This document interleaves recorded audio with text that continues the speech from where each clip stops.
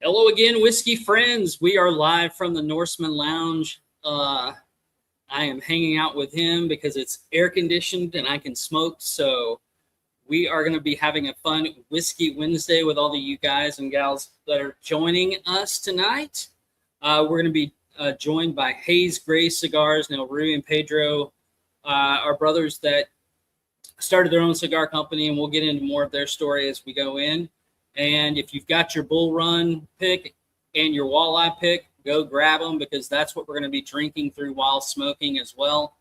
It's pretty much going to be a laid back and just talking with them, seeing what's going on. It's been a little over a year since we talked to them last, so we're just looking forward to hanging out and having fun. So let's kick off the show.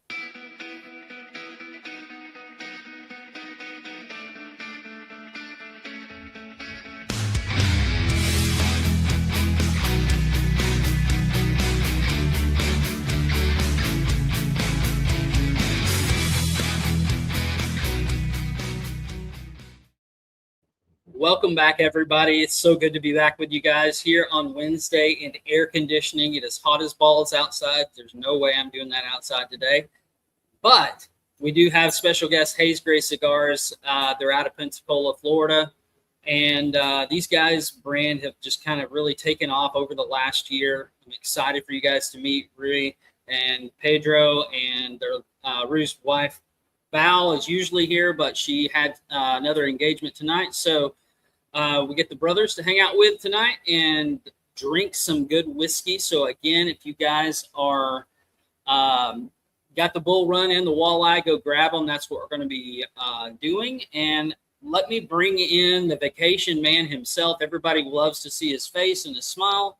Jeffrey, good to be back, man. Woo! Good to be back indeed. And look at this, Kelsey. I got the complete opposite of you. Dude. You suck. It's gorgeous out here. As I was telling Kelsey and the gang backstage, though, I was going to come out here and enjoy a cigar with everybody, too. I think I broke some ribs on vacation. So every laugh, every smile is going to continue to hurt. I'm about 9 days into this. So I'll kind of keep it easy tonight, have a few drinks, which will hopefully help the pain, too. But can't wait to get healed up. If it continues to hurt, I'll probably get some x-rays next week, but for now, keep it chill. Well, I mean, you can x-ray it all you want, but there's not anything they're going to be able to do except give you pain pills. So no, there's nothing I've broken them before. It's just a matter of how broken it is. Like, it didn't last time I broke them, it hurt, but this has been something a little different now and then, where I know Nurse Dana is going to come at me to get checked up on if I still continue to not be able to essentially sleep anywhere but my back. But we'll see. I'm good. It'll heal. It was a fun adventure. Did it zip lining, but all good memories. All good memories despite the pain.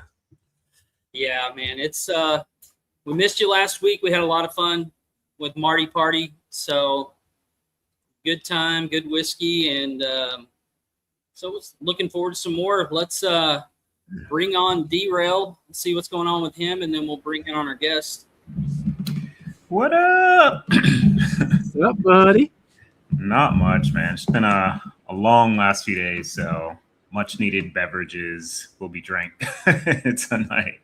It's just been a whirlwind, so no, I'm excited to hang out, drink through these again, man. Like, these are probably two of my most recent favorite pours that we've done, or barrels that we've done for sure. I know the walleye is just silly. That's my wheelhouse. But yeah, no, I'm probably at the same level, but this is only my second. Bottle number 5. So I will be double dipping. So everyone with the Bull Run, I know we've been talking about this last couple of weeks. There's 34 bottles left out there. You'll hear about us talk about it today. I know a lot of people are waiting to like double dip, hoping that the Obtainiums drop soon. Still waiting on that. But I don't know if you'll get the chance to double dip. It keeps going down every day. About 3 bottles seem to move about every day. So, and I got to go buy 3 more since I'm now going to open up number 6 of my original case. So I'm done. But yes, been enjoying the hell out of it though with family and friends, and more friends tonight. A lot of Bull Yeah, Run. man. I killed mine as well. I'm gonna have to go get another one ordered. So tonight it's gonna be laid back. Like I said, everybody, we're just gonna be hanging out with Rui and Pedro and talking about their new brand of cigars that they've been released, which are doing quite well. Drinking some good whiskeys. Jeff, you want to say hi to some people, and then we'll bring on our guests? Yeah, we'll be real quick. Got 32 people in here so far, so we'll continue to update people throughout the show. But Jason isn't going live tonight, too. So if you are interested on hanging on, we'll probably drop the StreamYard link later on. Keep the party going into the night as long as we can. I always say we'll probably keep it to like 10, and then that always turns into 11. We'll see how long Darrell lets me go. But we got Top Dog in here first. Cheers, buddy. Got Ed in here. Cheers, y'all. There's Jason. Well, I can just say hi to Jason. Hi, Jason.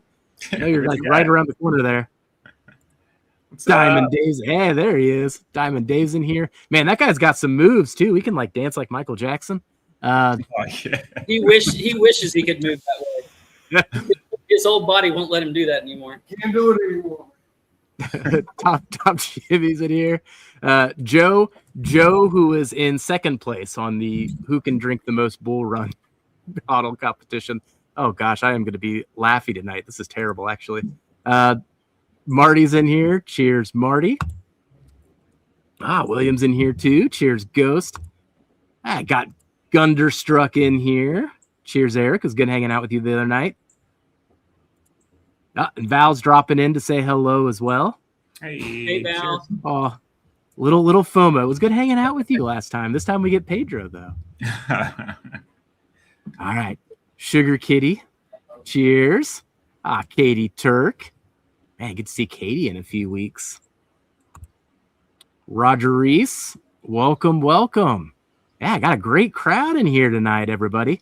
No, JG, I did not bring back the heat. This is the most gorgeous weather we've had all summer. Uncork's in here. Cheers. JG is apparently going to try to make me laugh the whole night, so that's not good. There is nothing wrong with this picture, Sugar Kitty. I'll get the x-rays next week if it continues to hurt. Peter B's in here. Cheers. Gandy, cheers. Gandy, I got to get back to you, too. I know I got that message pending with you. Danny's in here. Man, we got a really good crowd. Thank you for joining, everybody. I think I'm almost caught up. Looks like most of the messages are everybody else saying hi. Ooh, found Jeff Perkins. Cheers to Jeff. All right, Ethan's in here with Katie. And then Jesse Jet is how I'm going to say that. That's a new name. Cheers and welcome. And then Hooper. All right. I'll leave it at that. Why don't you take it away from there, Kelsey? Absolutely. Well, guys, I'm excited for you guys. If you haven't ever met Rui and Pedro, you're in for a treat. Super cool dudes. Love cigars, love whiskey. So we'll get into their story and how it all came about. But they are two veterans that decided to start a cigar company and have just kind of taken off. So without further ado, we'll bring Rui and Pedro. Welcome, guys. Welcome. Hey guys, how's it going? Going well, man. Going well. Excited to have you guys back. We are, in case you guys want to check their website out, this is the Brothers of the Sea is what we're starting with. I'll let Rui say the actual name of it because I'll screw it up. Go ahead. Yeah, so in Portuguese, it's called Irmãos do Mar. Translation, Brothers of the Sea. Yeah. Mm-hmm. Just a really well-rounded cigar. Lots of different countries in this too, right? Yeah. When we sat down with our manufacturer, my brother and I were sitting down talking, and we were like, man, wouldn't it be great to make a cigar that kind of reminds us of a pastry that we used to eat when we were kids, when we lived in Portugal. And so we're like, hey, let's talk to them and see if it works. So we sat down with them at the TPA event, the first one they had down in South Florida. And we pulled them to the corner and we're like, hey, this is what we want, the notes in the cigar. Is it doable? And he just kind of smirked and laughed it off like it wasn't even a challenge.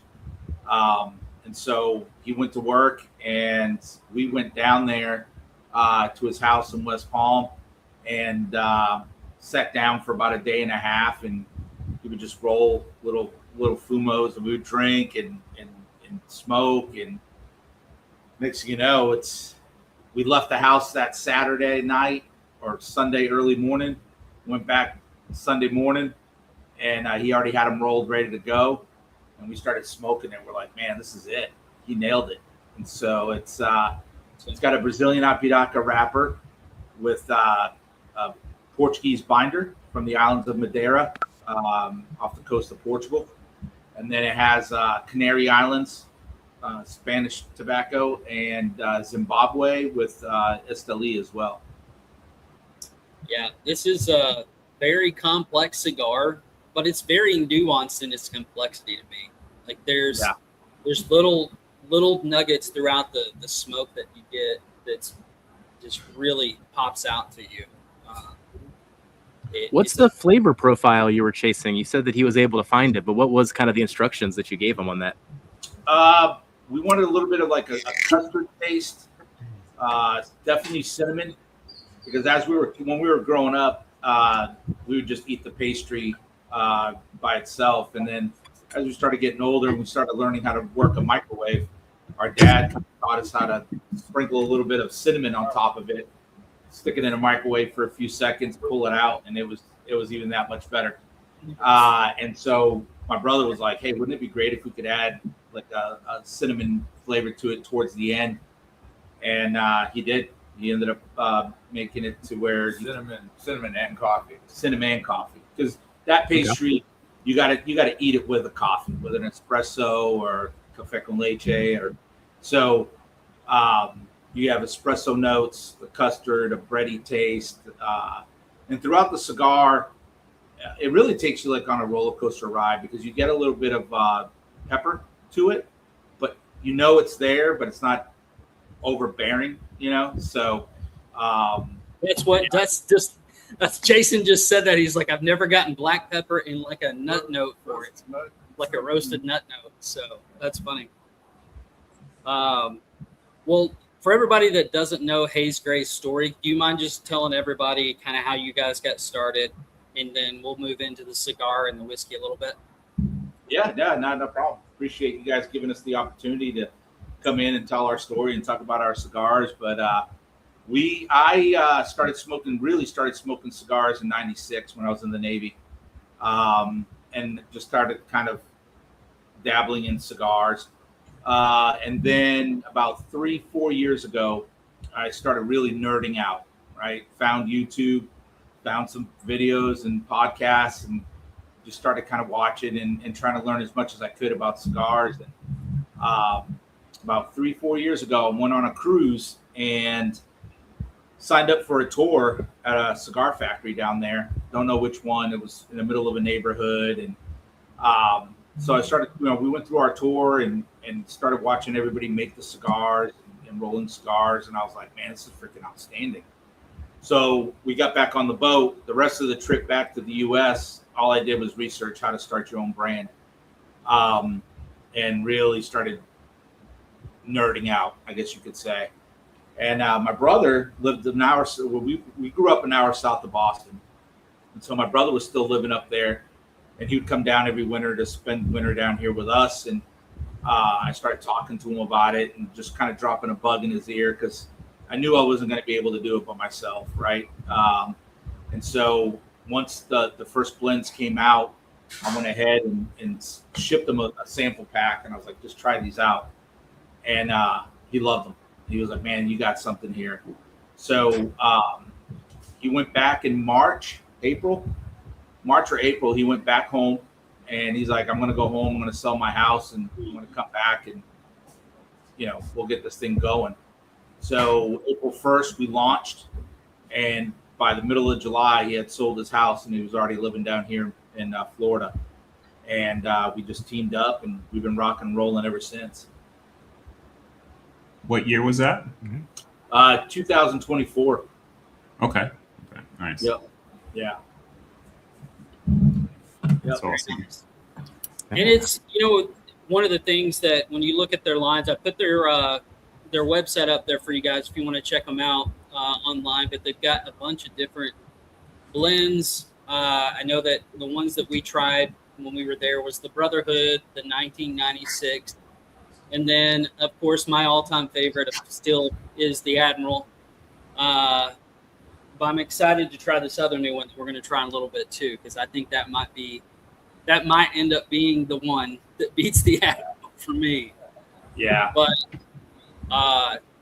we're going to be starting off with the Brothers of the Sea with the Walleye Run. In case you guys forgot what that looks like, this is what it looks like for everybody at home.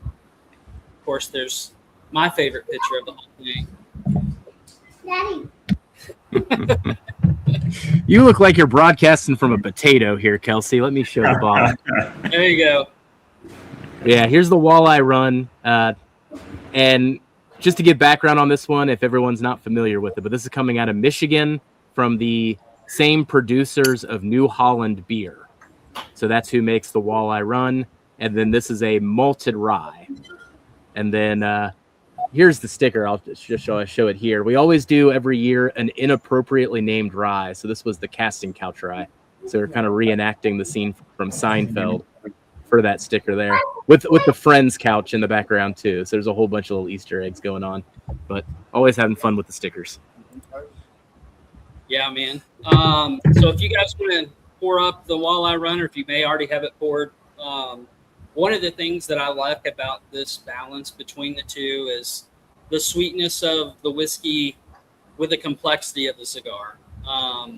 You get all of those fruit notes up front. You get a little bit of the pepper at the first start of the cigar, but then it kind of fades a little bit away, a little bit more creaminess.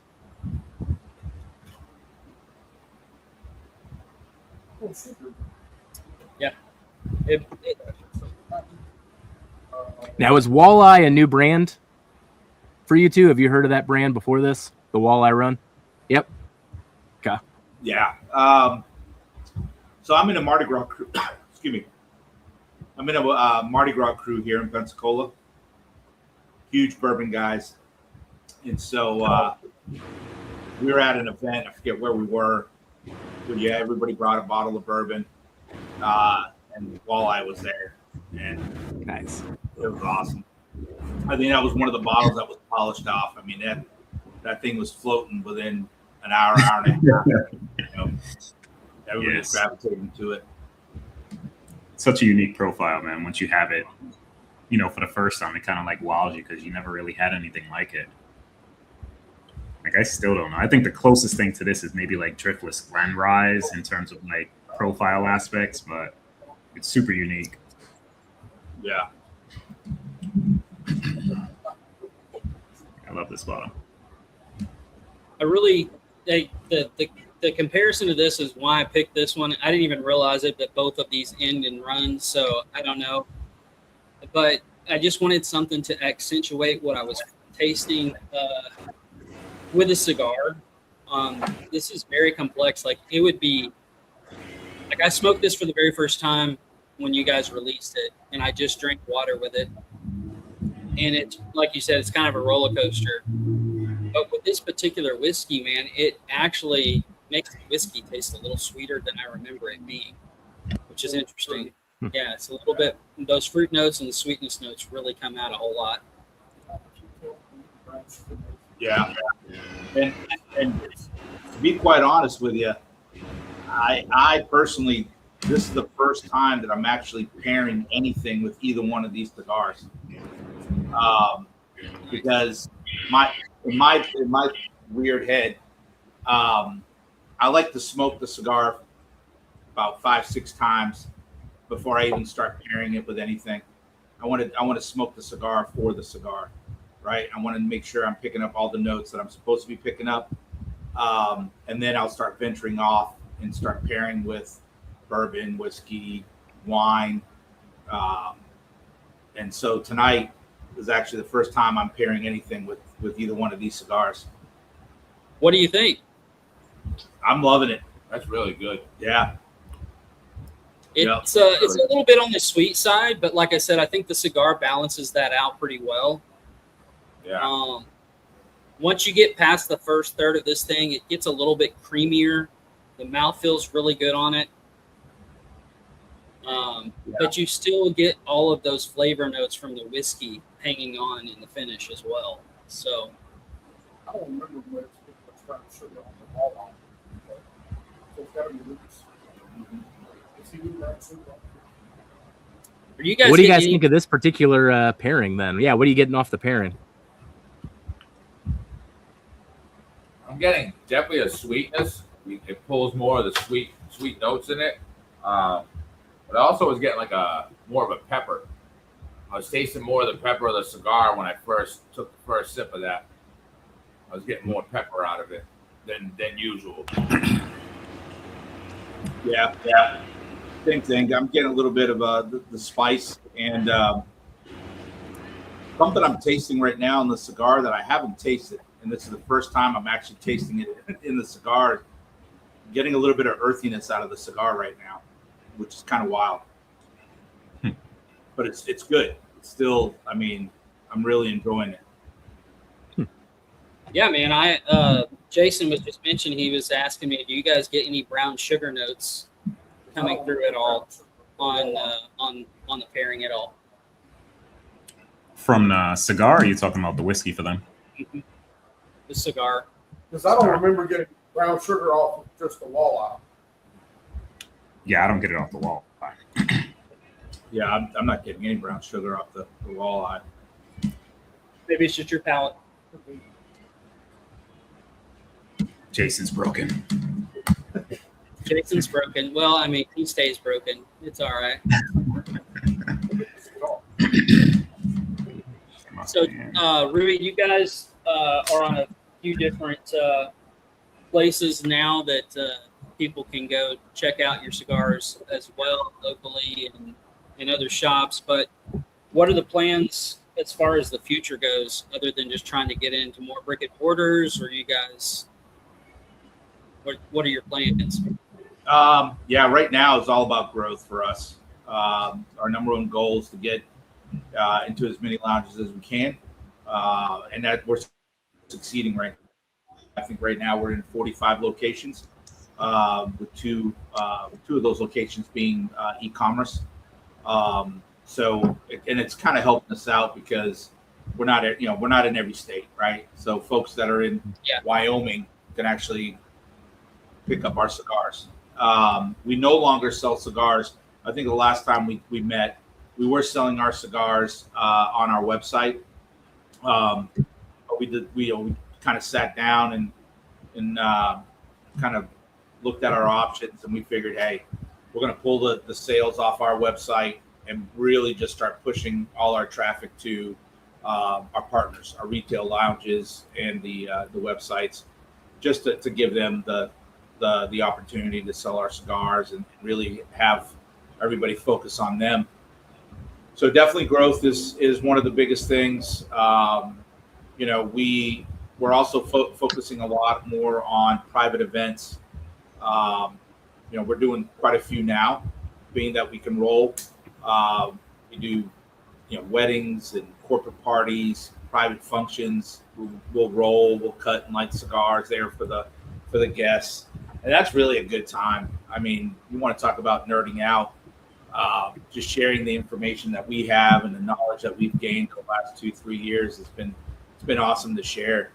I don't know, we're kicking the idea around of possibly owning a lounge one day or just a cigar shop one day. Just because we get a lot of folks here in town. We have people that travel into Pensacola that know about us, and we get messages at least 2-3 times a week, like, hey, where's your location? Where are you guys located? And it's like, so we're trying to push them to the locations that are here in town. Yeah. So it's kind of gotten to the point where it's like, maybe we should open a small order for everybody to come and enjoy the cigars.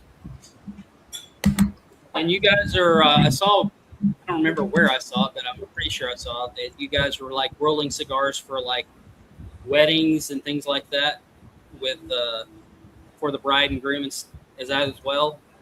Yeah. Yeah, we and Val's really taken that to that next level. She's been fielding all the phone calls, booking all the events, and the cigar industry is just growing so much, especially the boutique side of the industry, right? And a lot of people are starting to really enjoy having a live cigar roller there at their wedding. And we've gotten in with some of the wedding planners here in town that are always, putting our name out there and helping us out with getting into weddings. So it's been great. It's been a great ride. One of the things that my brother introduced me to was the mobile cigar lounges. I didn't even know they existed. And then when he moved down here, he was like, "Man, have you seen these mobile cigar lounges?" I was like, "What the heck is that?" And he showed me some YouTube video or some videos on Instagram. I was like, "Man, there was nothing like that here in the area, right?" We're actually the first official mobile lounge here in Pensacola. And so we bought an enclosed trailer, and he went to work on a whole month building that out. And really brought it out more to push our brand, to push our name, to get known here in the Panhandle, and it just took off. Everybody now wants the mobile lounge, we're growing as time goes on. We're adding more. Before we only had seating inside, now we do seating outside with a tent and a TV, and so we're actually adding on to that mobile lounge to give it a better experience and a better atmosphere.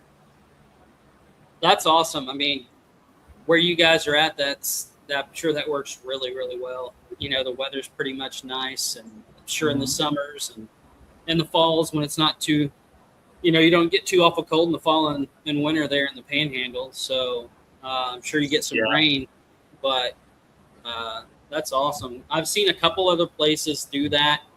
One is out of Texas that I know of, and he pretty much did away with his brick and mortar type stuff and went straight to, mobile cigar lounge, and that's how he's doing his whole thing. So, that's a lot of fun.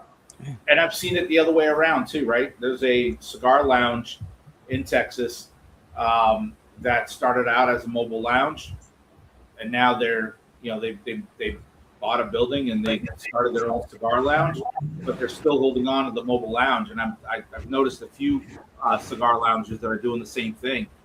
The people that can't come to the lounge, they'll pack up their trailer and take the lounge to the events. And so it's just it goes hand in hand. Oh, absolutely. It's definitely a good experience. JD's hitting me up. This is funny. That kind of beats the cigar lounge I sent. Yeah, it does. So in the winter, because it gets so pretty cold here in Arkansas, I got it's basically like a ice fishing tent, and put a heater in there, and that's why I smoke out on the porch in the winter, because it just gets so cold, and I can sit out there and be perfectly fine. So a lot of fun. Yeah, it's to me, I'll smoke a cigar anywhere. Fishing tent, it don't matter. It's all about the experience and who you're hanging out with. Yeah, man. This thing keeps changing on me. That's the cool thing about having all of these different countries and everything. I think this might be the first Portuguese tobacco that I've had in a cigar. But it's very interesting the way as you smoke it down, it just keeps changing a little bit at a time in various ways. Yeah, that's one thing that we will say. When we launched, we didn't want to be categorized just as a boutique cigar brand, right? We my brother's like, man, we got to break away. We got to do something different to be able to stand out. And that's where we met Ish, our new manufacturer, and we knew that with the tobacco that he can get, that we'd be able to not only think outside the box, but play outside the box, right? Like, for example, what we're just mentioning, like the cigar is kind of taking you on a roller coaster ride, a good roller coaster ride, I should say. And so that was one of the things that we were really aiming to do, was come up with blends and use tobaccos that a lot of people don't even know that they even exist, let alone use. Because right now, I think you can get tobacco from 72 different countries, and one of them being Antarctica. I never knew they could grow tobacco in Antarctica. They're growing tobacco in Antarctica. And so I think we really struck gold when we teamed up with him, and and the partnership's just been an amazing partnership, to where he's even in the Bussola, there's a tobacco there that, from what we've been told, nobody's used before. And so that's something that we want to be different. We want to be unique, but yet at the same time, we want to put out banger cigars, and to where people are, spending their hard-earned money on good cigars and enjoying them. Well, and I think that's the thing that kind of sets you guys apart too. Like, I remember when you first launched, and the first few lines, even those, stood out to me above par with what's on the market right now. But these are on a different level as far as setting you apart as a brand, and not just the quality, but just the flavor profiles are way different than anything you're getting right now. I think I know of one other company that Ish worked with as well, and I think that's why it is, that had some crazy, I think it was 13 different countries in one cigar. But other than that, like, you just don't hear of people using this particular tobaccos, except maybe the Brazilian. I've heard of that, the wrapper, before. But some of these other countries, like you said, it's been a little bit crazy. The last time that we talked, though, you said you were going to be doing maybe a cigar a year release. Is that still what you're on pace for? Well, we're on pace for 2 cigars a year. So every 6 months, we'll be rolling out a new blend. So when we went down to Ish's house, we were leaving the hotel, and I looked at my brother and Val. I was like, I'm thinking we're going to walk out of here with 2 cigars tonight, and that will get us going. And then by the time we left, we were out of there with like 6, 7 blends. Because everything he rolled, we're like, yeah, we want this one. Yeah, we want this one. And we'll take this one too. And so it was like, at that point, we're like, man, we got to get the hell out of here. We're going to be like locked in for the next years, But we just wanted to stay relevant. We just wanted to keep, stay on everybody's forefront of everybody's mind, just every couple of, every 6 months come out with a new cigar. And I got to go down to West Palm and cook Ish a steak, because Spain beat Portugal in the World Cup. So we're going to go down there, and while we're cooking them steaks, we're going to try to blend one more cigar with them to do a cut and light cigar. Because the backstory on that Bussola, we wanted a cut and light cigar. You can only get the cigar at cut and lights or very special events. And we were down in Jacksonville for a boutique festival, and he handed us all the cigar. And he goes, "This is not complete yet. Try it. Tell me what you think." And everybody was loving it. I mean, they were like, "This is an amazing cigar." He's like, "Well, it's not even finished yet." So he finally finished the cigar, and he sent it to us. And we were sitting here, and we went out to the garage, and we're sitting there smoking, and we didn't even say a word to each other. We just, all 3 of us, kind of looked at each other, and basically at the same time, we're like, this is not a cut and light cigar. Like, this is too good to be a cut and light. So the Bussola was born, and which then we were like, hey, we're gonna have to put it in our core line, because we just can't let this blend go, and it's not going to be a cut and light cigar either. So we went ahead and put it into our rotation, and figured, okay, let's roll this one out next, and then all the other 5 blends will just take a step back, kind of push them back a slot in the rotation, and here we are. Yeah. How issues many? of- How many now on this Brother of the Sea series? Then How many? What? I'm sorry. how many cigars have you kind of released under this Brother of the Sea series? The Busla is the second one. Busla second. Okay. Yep, Busla is second. Yeah, the first core line, the War Dogs line, it has 7 in that core line. And we may add some more to that core line later on down the road, but right now we're just focusing really on building up this core line and just seeing where it goes. You know, and my brother said it best the other day. The thing is, it's to us, the cigars keep getting better and better and better, right? And we love the Monge du Monde. You know, that to me is one of my favorite blends of all that we have. But then the Busla rolls out, and now it's like, okay, you got to pick one, right? Like it's so hard. So, and then the next one that's coming out in January, yeah, that one was the one that we're really, really looking forward to rolling out because that thing is going to be amazing. Awesome. I'm excited. What's the lead time on this process then between the time of like imagining what you're looking for, either through the flavor notes, giving them the blending process, the approval, all the way to then when you actually get to just distribute it? Like, is that like a 6-month process then from start to end, or how long does that take for you? Yeah, well, yeah, it's about that. I mean, blending a cigar didn't take us long at all. You know, we walked out of there. We got to his house on Saturday at like 3:00, and we left his house Sunday morning at 2 a.m. And we already had a few. You know, we had the 6 blends ready to go. You know, it's because he basically, when he's rolling the tobacco for you, he's picking up your palate. So he knows my palate, his palate, and Valerie's palate.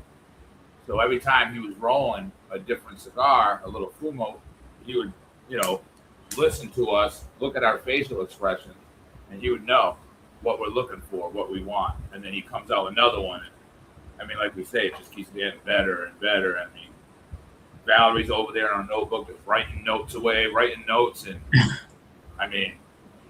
we would have came out a lot more if we would have kept going. It's addicting, right? Like, that one's good. Oh, that one's good. That one's good. And he's just laughing the whole time because to him, it's nothing. It's easy to him, Yeah.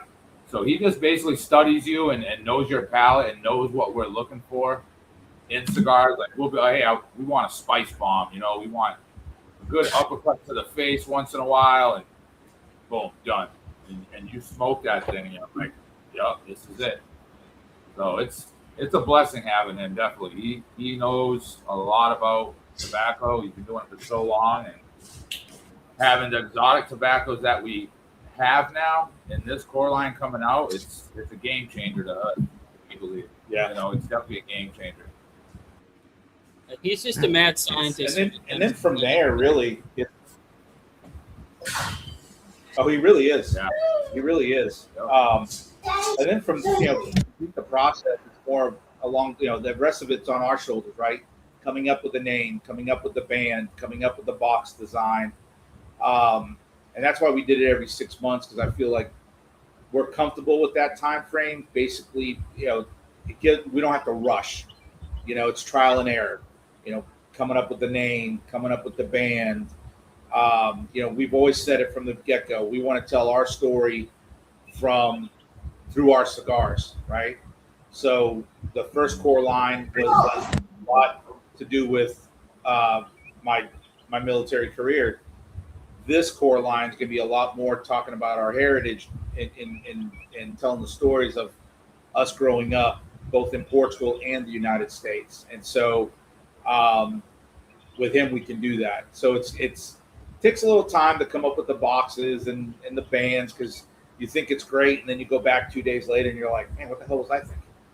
Scratch that. Let's do this, And poor Valerie's just creating bands left and right. It's insane.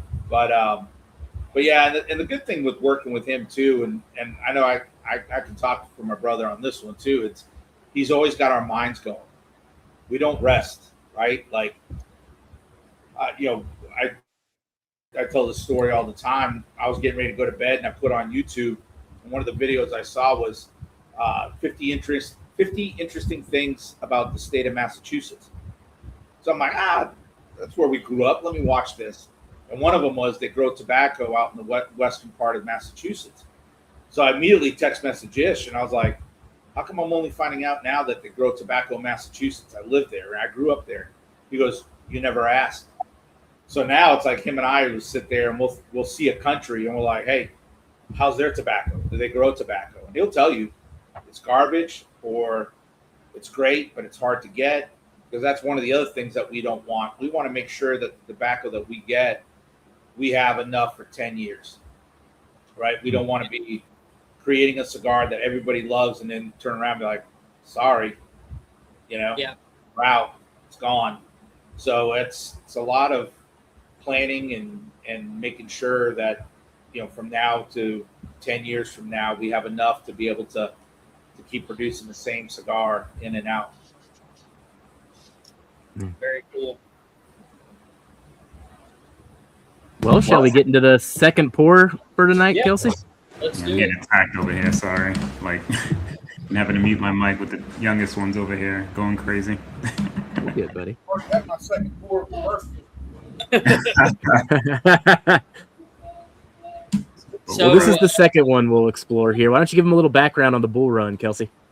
Yeah, so I don't know how much you know about light whiskey, but essentially light whiskey is typically 99.1, which means 99% corn, 1% malted barley. This one is particularly out of MGP, which is a big, or Ross and Squibb, out of a big distillery in Indiana that sources a lot of whiskey. And it's typically distilled at a higher proof point, but also it's that it has to be in used barrels. So this particular one was finished in Oregon Pinot Noir cask for almost 4 years. The original cask, of course, with the used bourbon barrel. That's good. The color on this thing is just beautiful. I mean, you can tell all of that influence. And one of the things when we tasted this, typically light whiskey for most of us is real sweet, confectionery sugar type of things, and you don't get a lot of oak, you don't get a lot of nuance on it. It's just it's a very typically high proof whiskey, but this one is so complex. This one has so much oak influence on it. And when you guys were telling me about this particular cigar, I was like, this is the one I want you guys to try with the Bull Run, because I feel like it's going to complement very, very well. So yeah, then the sticker on this one, or the name of ours at least, is Bulls on Parade. So pulling in a little Rage Against the Machine here. We got our friend Dan in the background there, being a giant minotaur, chasing us all down. Jeff has been really become astute with AI, and so he gets some pretty fun stickers going on for all of our bottles, which is a lot of fun for him and for us, to be honest. Yeah. My imagination is pretty boundless, so now that I have a machine that will help me bring all of my fever dreams to life, it's like, oh, I'll just use this for a little while they let me do it. Yeah, I gotta learn the ins and outs prompts. Oh, wow. I wouldn't even describe what I do as prompts anymore. I mean, you've seen my things. They're like dissertations. It's like, let's see how much detail I can give this thing, and let's see if it can pick it up. Man, right off the rip on this thing. Holy cow. Tell us about the makeup, and then I'll give you my notes so far just off first light. Yeah. So this one here has also got a Brazilian Apiraca Loro. It's got a Loro Dominicano for a binder. And then the filler has got a Pennsylvania Ligero, a Cubano Piloto, San Vincent, Indonesian. Did I miss anything? And then Dominican Allure. Yeah. And then Well, the Dominican Allure as well. And with this one here, the Pennsylvania Ligero is kind of give you a backstory on that leaf. Way more muscle. There's a farm out there in PA that grows tobacco, and they'll take the Viso and the Seco and trash the Ligero. And so Ish found out about it and went up to the farm, was like, I'll take it all. And they kind of laughed him off the farm. Like, what is this guy thinking? You know, like, nobody ever uses this leaf, you know? So they sold it to him like, all right, whatever. And it's great tobacco. I mean, he knows exactly how to blend it in with the other countries. And so for those that don't know, you've got different parts of the plant on the tobacco plant. The Ligero is typically the top of the plant where it gets the most sunlight. So it typically will get the most nicotine content. And then he's talking about the Seco and the Viso. That's just the different parts of how that they grade the part of the plant. But also in Pennsylvania, if I'm correct, most of what you're seeing broadleaf wise are wrappers is typically what they grow, if I'm correct. Yep. And so you don't see a lot of this, again, him being a mad scientist and thinking outside the box of like, hey, this could be something we could use as a filler that would be really, really cool. But man, right off the rip, you get just an explosion of flavor. You get all of that sweetness, I think, from the Brazilian wrapper, but you get all of that depth of flavor, to me, of that broadleaf coming through on the sweetness. Even in the Ligero, you get that sweetness coming through. It's also the Indonesian tobacco. It gives you a creamy, buttery note.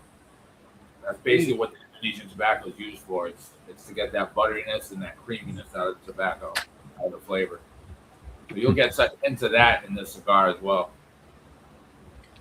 Man, the retro on this thing is fucking phenomenal. So I've been trying to hold back from the F-bomb. Holy cow. He's like 45 minutes in. He's like, YouTube ain't looking at us anymore. Let's go. Exactly. We don't monetize these anyway. Yeah. It's not, whatever happens, happens. It's like night and day difference. Like, I know that the first cigar is creamy, but the smoke texture on this is so incredible. It's creamy, but it's got sweetness. It's got depth. It's just really, really like night and day difference between the two, which creates a really cool balance for you guys and a portfolio of like, okay, this is more your Connecticut and Habano smokers. And then you got your dark beast like this for those that love the dark ones. Man. Yeah. It's funny that one of the things that we're kind of noticing now as well, especially here in the Panhandle, right? This area here, it's a lot of the larger brands, a lot of your heritage brands, legacy brands, smokers, right? So when we're at events and we're telling people about our new core line and what kind of tobacco's in it, where the tobacco comes from, they pretty much call us liars without flat out saying you're lying, right? Because they've never heard it before. So for us, it's pretty cool and exciting to introduce this area to tobacco that nobody's ever smoked before, and they'll tell you that, right? Like when we describe the Edmonds Dumad and we tell them Zimbabwe, that's a hook right there. I've never done.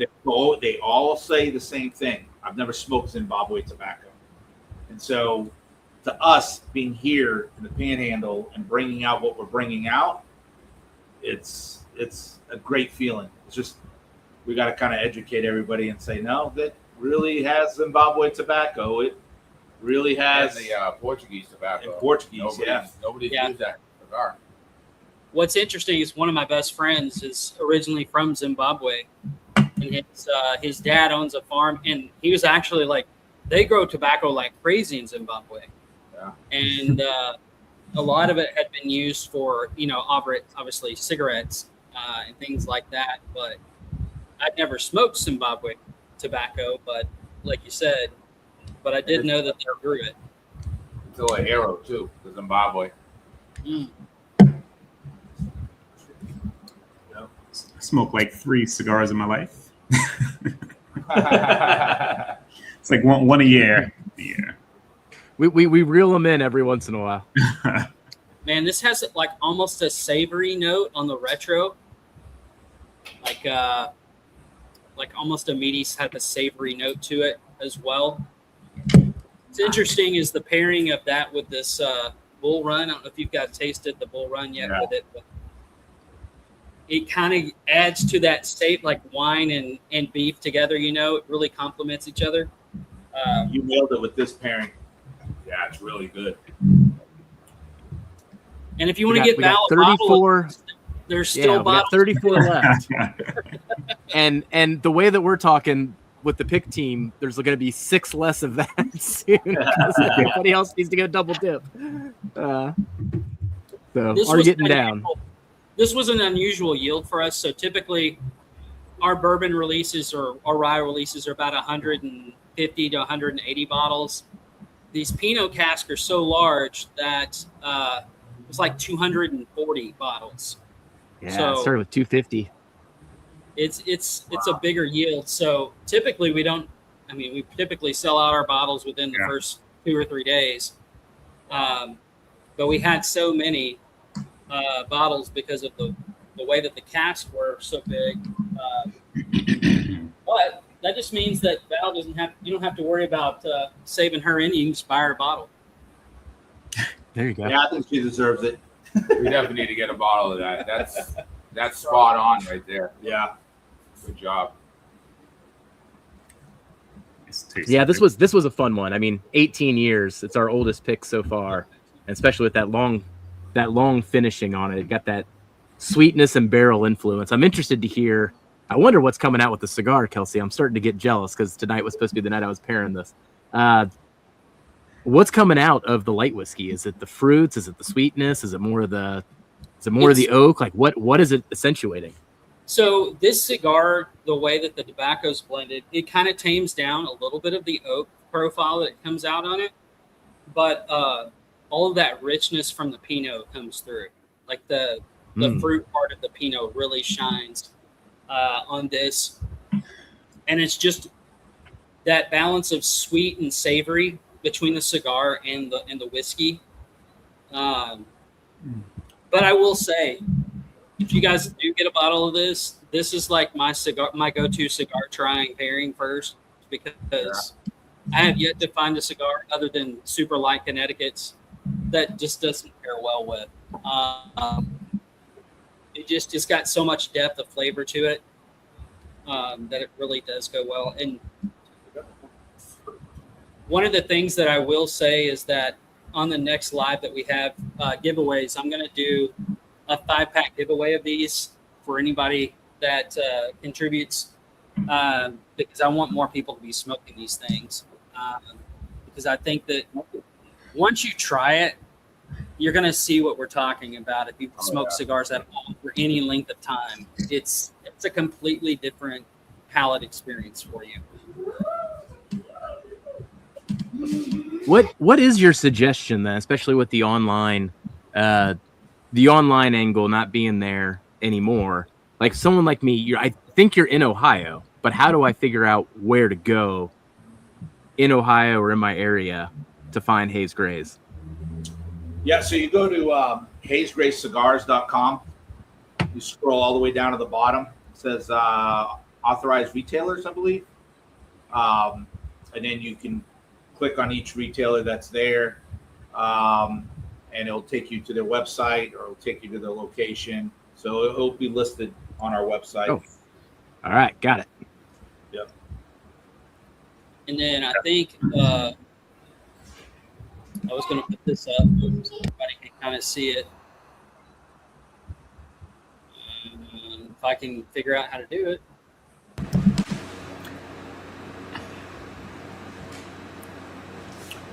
What are we doing? So this is what it looks like there. On their website, you can check that out. And then Is it under the contact us or services? Where is it? Or what does it say? If you go all the way down, Kelsey, Scroll all the way down. and then you'll Okay. see retailer locations in that like second column of links.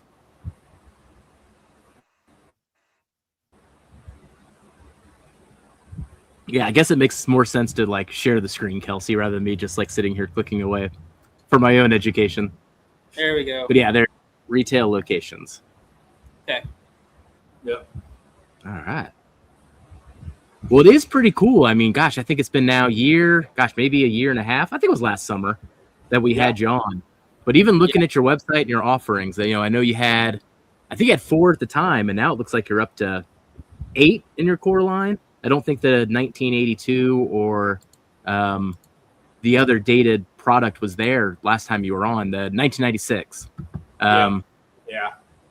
So it's So these cool were to watch the you guys just original- kind of grow these were here, the especially original hearing the 4. story of how you're finding them. Yeah. These were the original 4, right, Rui?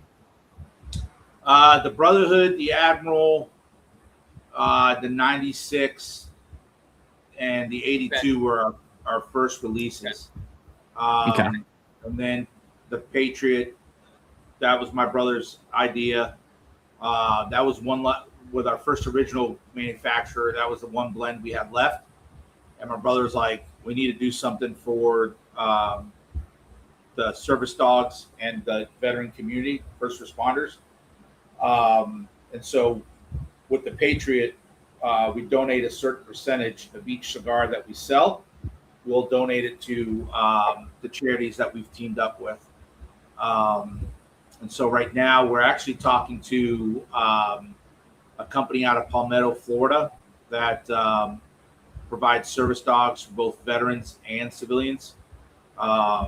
And we're both, we both have dogs. We're dog lovers. So we, and the way I look at it, man, those dogs, they go through what, just as we did when we served. So we want to try to help them out as much as we can as well. That's awesome. Very cool. And the Patriot, again, is another one of my favorites on the darker profile. So it's a really, really in-depth, like that and the Admiral were 2 of my favorites. But this is just on a different level.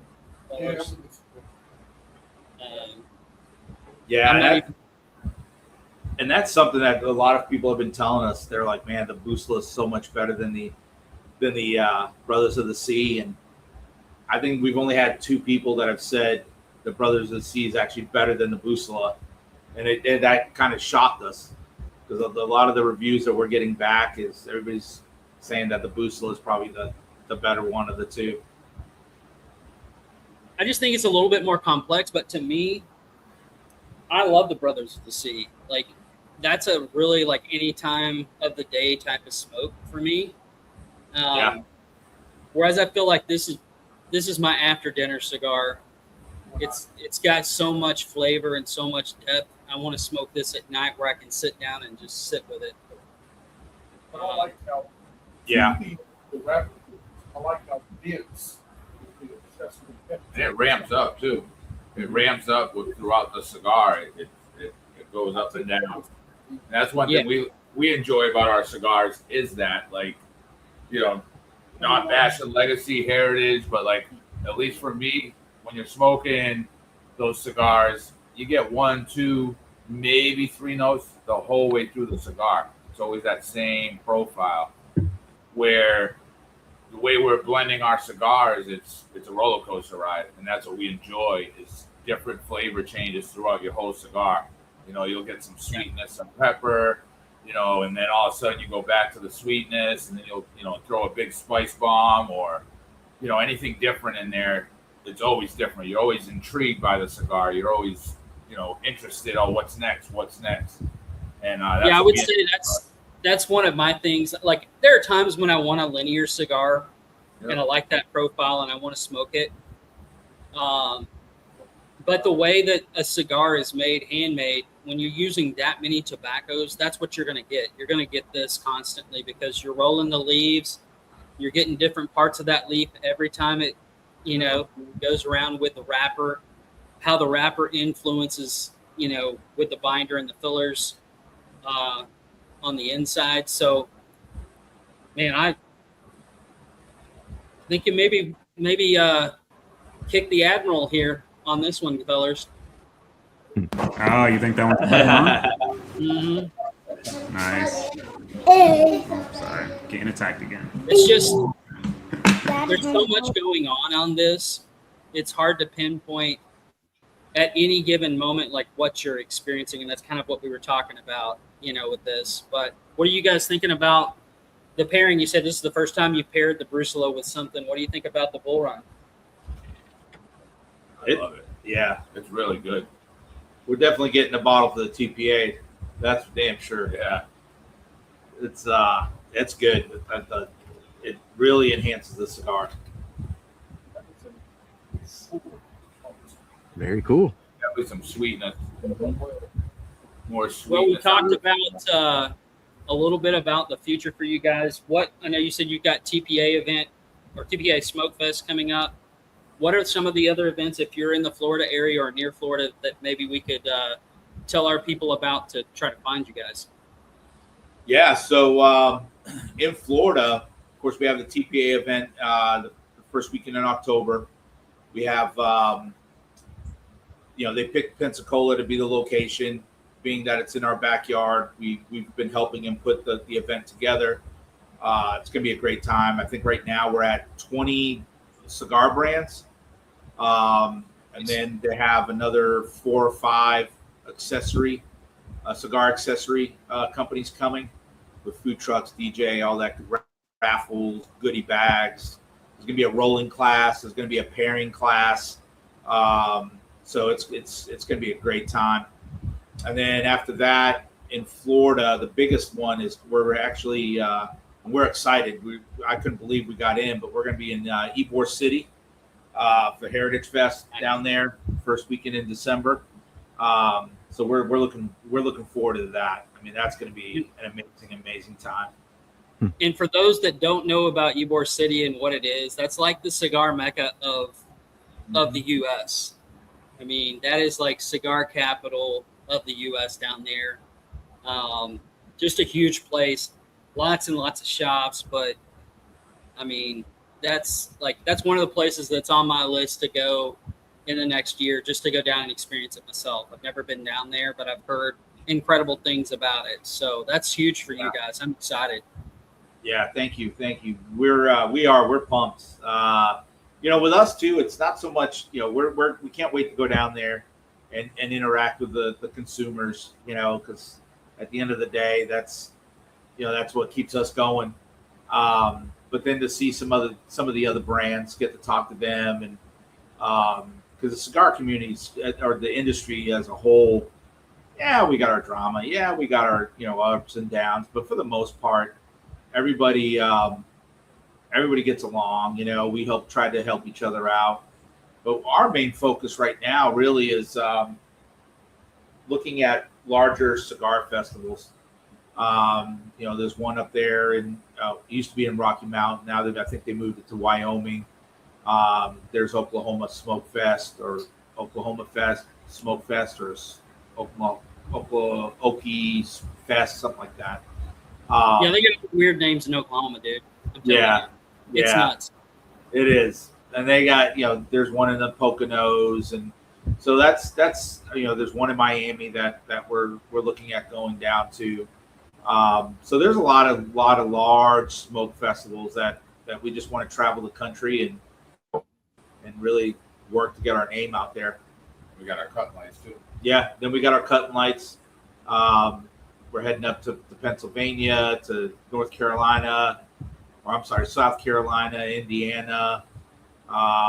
We're waiting on one lounge to open up in San Antonio. Once they open that up this fall, we'll most likely be heading out there. So, yeah, TriStar Herf in September up there in Memphis, Tennessee. We went last year, and it was just an amazing time. So, yeah, we're not scared to drive. I think 1 month we put 10,000 miles on our vehicles. Wow. Yeah, Yeah, we were on the road quite a bit. I mean, we were on the road more than we were at home. And that's like 400 miles a day. Holy crap! Yeah, it's That's like Darrell's about. nightmare. I think Darrell would be like 300, 400, yeah. to be in the car that long. Way too much. Anything over like 75 miles. When we do picks and we have Yeah. to travel longer Well- than an hour, we have to give him something to put him to sleep because he can't stand to be in a car. Darrell's in Rhode Island though, so like he's like 10 miles from one side of the state to the other, so he's just not used to that much driving. Yeah, Rhode Island's one of those states. You blink, you've gone through it. Right. Yeah, Yeah. tiny. I'm always in Mass though. You guys said you live what? An hour south of Boston when you were here? Cape Cod. Cape Cod. Okay. Yeah, it's about 45 minutes from me. Yeah. All right. Peg leg Pete's. You guys know what that's Yeah. Don't threaten me with a good time. Marty party. He's always a good time. Yeah. Oh yeah, dude. You guys will love Marty if you get a chance to meet him. He's something else, man. He's a character. I love that dude. Yeah, Marty, hit us up. You know, you go on social media and send us a message and let us know when you're going to be down there. We'll meet you down there for sure. All right. Yeah. Well, Kelsey, anything else you want to cover here tonight? How do you want to proceed from here? It's go get these cigars. I'm telling you, if you're a cigar smoker at all, go grab these two. I mean, you will not be disappointed with either one. And like I said, if you've already gotten these picks, you know what you can pair them with. And to be honest with you, you know, either one is going to be easy to pair with. They're just so flavorful. But to me, like Jeff, you're going to love. You're going to have to get some of these and pair it with a Bull Run because I'm going to tell you, you're going to love it. Yeah. It's Spot on. the sweetness and the depth of flavor between the two is just so good. Can I ask you guys a question? Sure.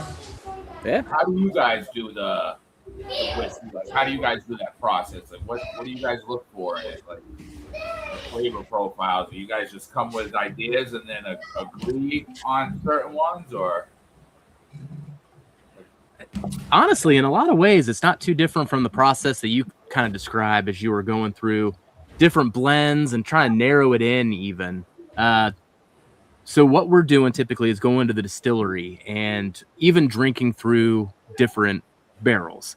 Sometimes they'll even give us a drill and just send us in the rick house and say, you know, go find it. But similar as you were saying, the more information we can give the distillers and these companies about our palates, our profile, let them know us. When we get there and already arrive, like they're already curating. Did I get it? Did I get it, Kelsey? I think I got it. Curating, like the cure. No, I still messed it up. I'll get it right eventually. They've already kind of like put a flight together for us that kind of somewhat fit the profile.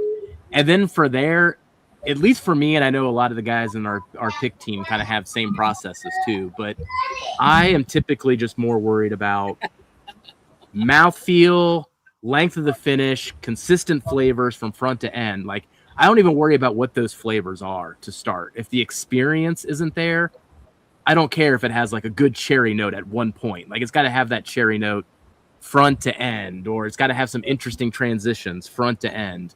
No blank spots in that profile. And those are the type of things that we kind of look for as we're really comparing those single barrels.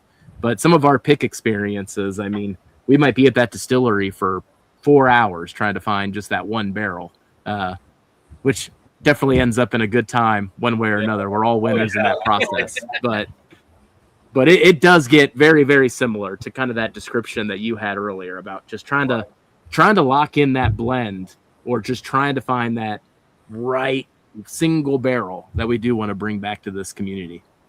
Yeah. Yeah, that's cool. Yeah, we actually have a distillery.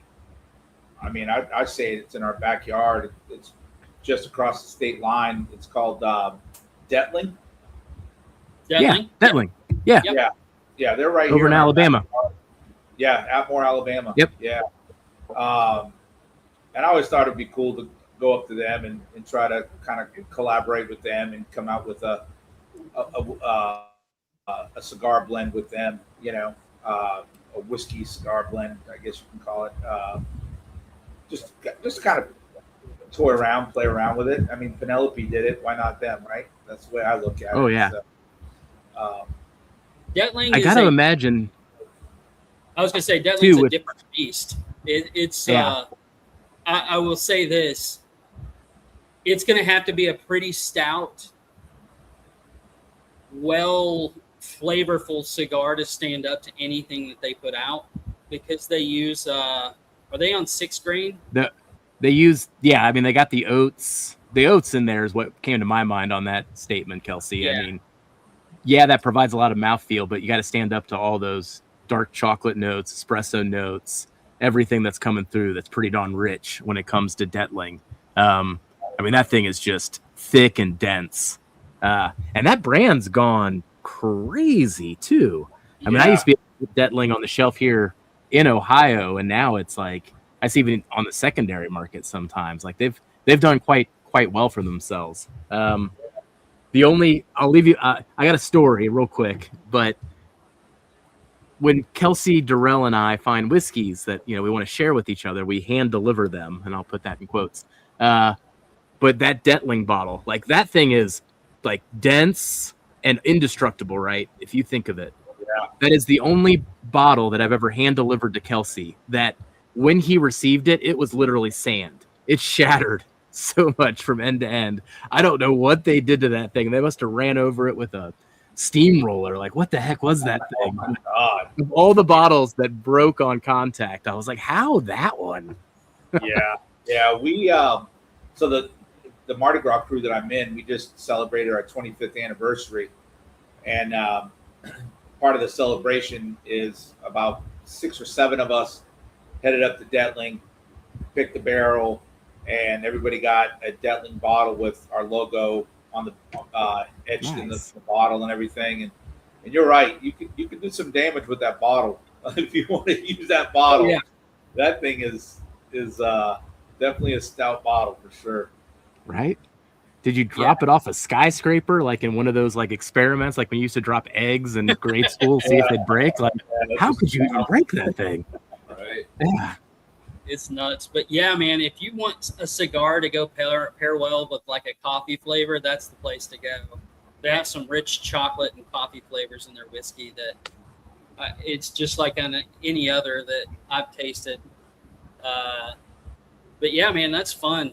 Detling's a fun brand. And we found them several years ago when they were first really kind of getting their stuff out. It was all 5 years old at that point when we were first getting into it. So I don't know how it's progressed or how long they're letting their stuff age anymore, but it'd be a fun one to go mess with for sure.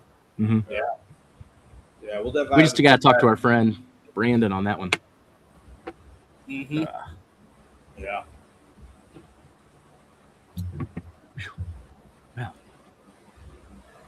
Well, anything else you want to promote for today's show? We got 40 people in here so far, but I think it's kind of time to transition the night. One of the things we like to do is, especially when we can go into overtime here, is put the link out there, invite some other people on. So before we do that, is there anything else you'd like to cover? Yeah, we just we appreciate you guys having us on. It's always a pleasure coming on, talking with you guys, and again, thank you so much for sending over this the great beverages here. They're pretty cool to be able to blend or to pair something with the cigars for the first time. We like, there are people out there that have smoked our cigars. We want to say thank you so much for the support. We're looking forward to what's coming up next. And if you're in the area, hit us up. That's one thing we definitely like to do is leave ourselves, when we have time available, to meet our consumers and get to hang out. And so check us out on our website. We keep all our events pretty much up to date on our social media and our website. So just look forward to trucking along and see where we're at next year when we come on. Absolutely. And if you want to order our cigars online, you can go on fatboycigars.com They carry the Busla, the Manjumad in our first core line, and Wolfpack Cigar Club also carries our cigars. And then Cigar Wolf carries the Patriot and the Admiral. All right. Those are online retailers. Cool. Awesome. Nice. Well, I'm excited for you guys to get to hang out and see you guys. Hope to do it in person soon. Like I said, I hope I can make it up for the TriStar Herb and get Ethan and Katie to come with me and hang out in person. I missed that. That was fun. It's a lot of fun being there. So, Yeah, absolutely. thanks again for this particular beauty. You guys, you and Ish killed it on this one, man. It's really, really good. Thank you. Thank you so much. Appreciate it, guys. Mm-hmm. Awesome. All right. Appreciate you. Yeah. It's always So you're welcome to keep hanging out if you want. Want to respect your time though, as well. So I'm gonna drop a link to anybody else who wants to hang out tonight. But we're gonna keep going for about, I'd say, probably 2 more hours. What are we guys in for? I'm good to hang. I know me and Jeff will probably close the show. right. You guys feel free to do your thing at any moment, at any point. Yeah, Cool. no problem. Yeah, thanks so much. Appreciate you guys. Thanks for having us on. Thanks, man. We got to go do some TPA stuff, but yeah, we just appreciate you guys having us on. Absolutely. Appreciate it. Tell Val I said hi and that I missed her.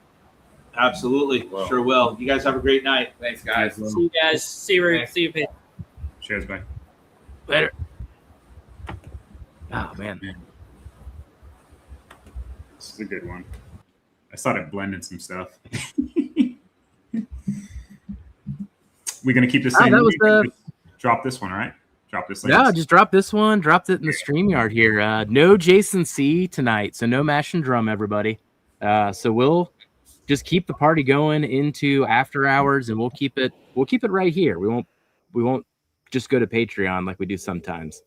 Let's just keep it right here. But that was super cool. Getting to hear their story and also kind of see them grow over the last year. It's kind of cool to just, I don't know. I'm always got like a soft spot for any entrepreneurs like that can like take their passion to just that next level, make the connections, now be in so many different states, like just keep that ball rolling. Cause they just eat, drink, and sleep that 24/7. Like you never stop when you got a business like that, especially when you're in a phase like this. And then to launch things every 6 months, that's got to be a lot of fun. Yeah, Ethan, you're going to definitely love this one, bro. Whoa. I smoked it the other day. It was really good. Good. What's going on, you? 3? And they mentioned they were heading off to the TPA. That's what I'm smoking right now. Is the TPA cigar. Nice. Yeah, very cool. They're still backstage, actually. You're always welcome to hop back. I don't know if they're just trying to mess with the computer or whatnot. Well, they Let's can't see bring here. themselves in. Yeah, I don't know if Kelsey, did you move them off or I'm not quite sure. I They're thought still they back did there. it by themselves. Oh yeah. Oh, are they going to come back on? If they want to hang out, I don't know. They're still hanging there. You guys Yeah. going to hang out, or They you might guys be, going? they might be just trying the computer there. I'm not sure. I don't know if they hear us. Okay. Yeah, I don't think they're aware. Yeah, I don't think so. All right. Now I'll pin that StreamYard link. So anyone that wants to hop on, like William, hey buddy. What's going on? Man, doing good, buddy. Got that Dietrich candy? What you getting into tonight? Oh, you're getting into a cigar. Yeah, Yeah. I've got a good little Americana here. I'm about to light up. So Okay. great one, Crown Heads. That's strange. Got me a little pour of a 11-year Hewling Station bourbon. I just got in today, so I bought it just to have to compare to you guys whenever that drops. Okay. Whenever that 10-year, 12-year drops. Yeah. Oh, you couldn't come over here and hang out, asshole? Hey man, I just walked outside. Uh-huh.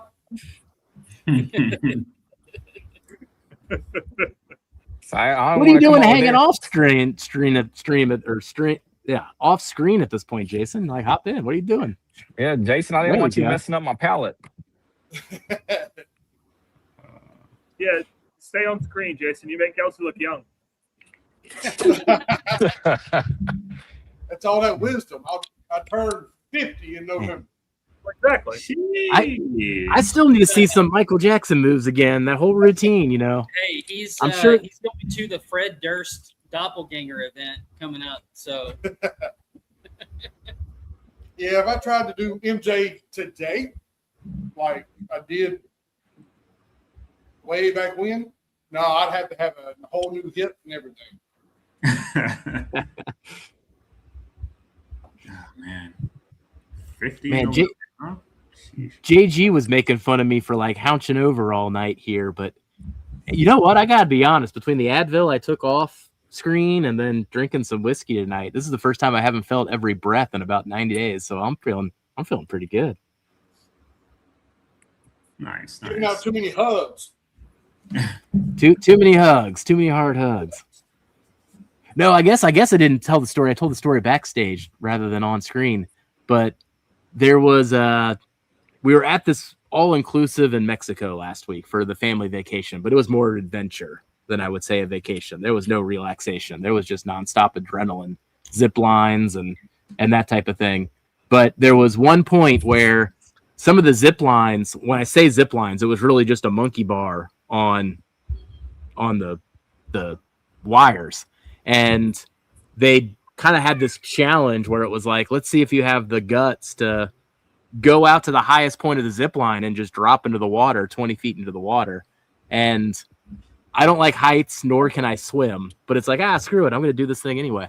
But you can't swim. So no, I can't swim. I just sink no matter what I do. I mean, I got to take some adult swim lessons, but I had one teacher when I was like 17, just like looked at me in the eyes and was just like, you just sink. I can't do anything for you. Which didn't do much for my confidence on the swimming side of things. But yeah, I just dropped in the water. I did it, dropped in, but the angle that I hit, like as soon as I hit it, like my eyes flashed red and I was just in mass pain and it knocked the wind out of me. And I've been hurt ever since. But I'll be honest, the last 40 minutes, I haven't felt the pain of every breath. It's not like a big pain. It's like a 3 on like a 10 scale, but it's been constant every minute of every day for like 9 days. So I'm feeling pretty good now. Whiskey helps. Whiskey and Advil. Apparently, I could have just been on whiskey and Advil all the whole time. I mean, those are the cure-alls for hate, so that makes sense. Yeah. Sure. But let's see here. I want to get into. I need to pin that link. So I'll pin the StreamYard if anyone else wants to join here. Mm-hmm. But let's see. Now, William, this is the first time I know we've exchanged some text messages here, but I think you're the only other person that I've given the Dietrich Batch 15 to. It's my favorite whiskey of the year so far, at least outside of our picks. But am I overhyping or not? No, so that was my first Dietrich ever. It which I get Kelsey and Jason, y'all chime in too, because I know y'all tried it, but it is a banger, if I had to say so. I remember you sent me that, right? I sent you samples, but he's got a whole bottle of it. Gotcha. I enjoyed it. I just thought I thought maybe one or two other ones that I've had were better. I wasn't as high on that one as you were, but it was still good. Okay. Is it because it's pot still, Darrell? No, because all of them are pot still, right? And I am the first one I've ever had. I was like, holy shit, what is this? And they've all followed suit. Like they're all pretty good. I just think that one, I remember, even though it was older, it came across a little bit more on the younger, craftier side for me. And I'm not sure why, because I think that one was like an 8-year pick. But like, I like what they're doing, and I like that profile. I'm not really, pot still isn't off-putting to me like it is to some. So yeah, I don't mind that note. But it came across a little crafty. I like some craft. I do too. I just Depending don't on want it to taste young. Yeah, depending on where it's from. Oh yeah, I mean, there's craft and there's bad. Let's be real here. You said it is craft and is what, Ethan? And there's bad. Oh, yeah. And sometimes that's a thin line, you know. Yep. Sometimes it's not a thin line. It's pot still is a one. It can be kind of an acquired taste, but then also if it's under about 6 years typically, then it can be kind of polarizing. You know, it's younger pot still, the grain sticks out, and that just hits people as young. Yeah. Is I need to go back to my Deadling that I have and retaste it. It's been a long time since I've tasted it. what's the name of that But bottle? Yeah. like I said, it's definitely for me like a mood pour. Like it's one I have to be in the mood to go to. It's just not one that I'm gonna drink on a regular basis by any stretch. Which one, Kelsey?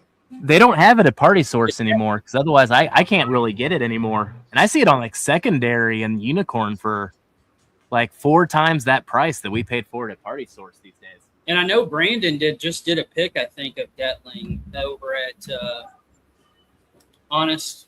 Oh shoot, what's his name of? Yeah, brutally honest. There we Yeah. go.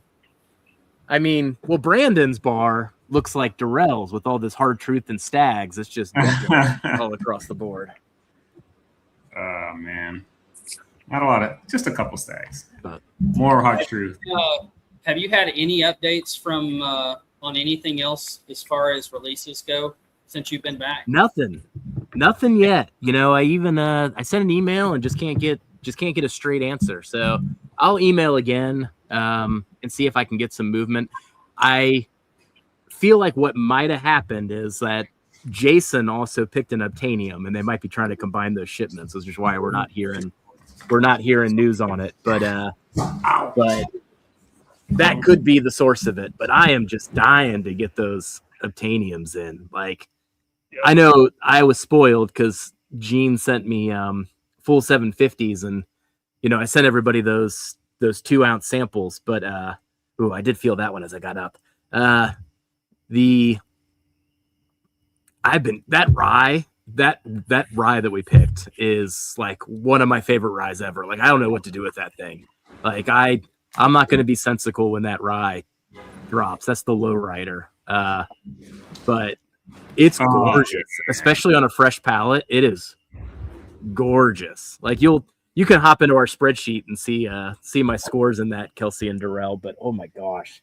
Yeah. I was just going 91. when I got to drink on it. I think I gave it a 92 on our scale. Okay. Like I was not. That tasting was amazing. It's still an earworm clearly in my head. Wait, am I thinking same bottles? That was Obtainium. Okay, no, sorry, I'm mixing that with the old MGP wheat. Like Oh yeah, the fueling station. like mouthfeels and like how dense they are at like the proof points. They have very similar experiences from what I remember. I haven't like obviously revisited it in a while, but they're both, I think, lower proofs. Do you remember what the wheat whiskey proof was? Was it like sub 110? No, it wasn't There- sub one. I think it was 112 or 117. If I'm not mistaken. Oh, okay, okay. I haven't seen final stats though. That's a good point, Darrell. We'll have to ask Clark on where that ended. He gave us the yield. I don't think he gave us the proof in that email. But yeah, Super excited about that. Like, dude. I mean, Yeah, I feel like I remember one of them was at like 121 or so, and the other was 5 or 7 points lower than that. Yeah, Mhm. I think the bourbon was the higher fruit. I think so. I can't wait for those to hit, dude. Like, I'm gonna have somebody got to tell me a better wheat whiskey once that drops, like, because I don't know one. Like, that thing's crazy. So I have to ask Jeff, what's your favorite whiskey of the year so far that's not our pick? Oh, yeah. Oh, the Dietrich batch 15. is my favorite. I just did a top 5 a couple weeks ago.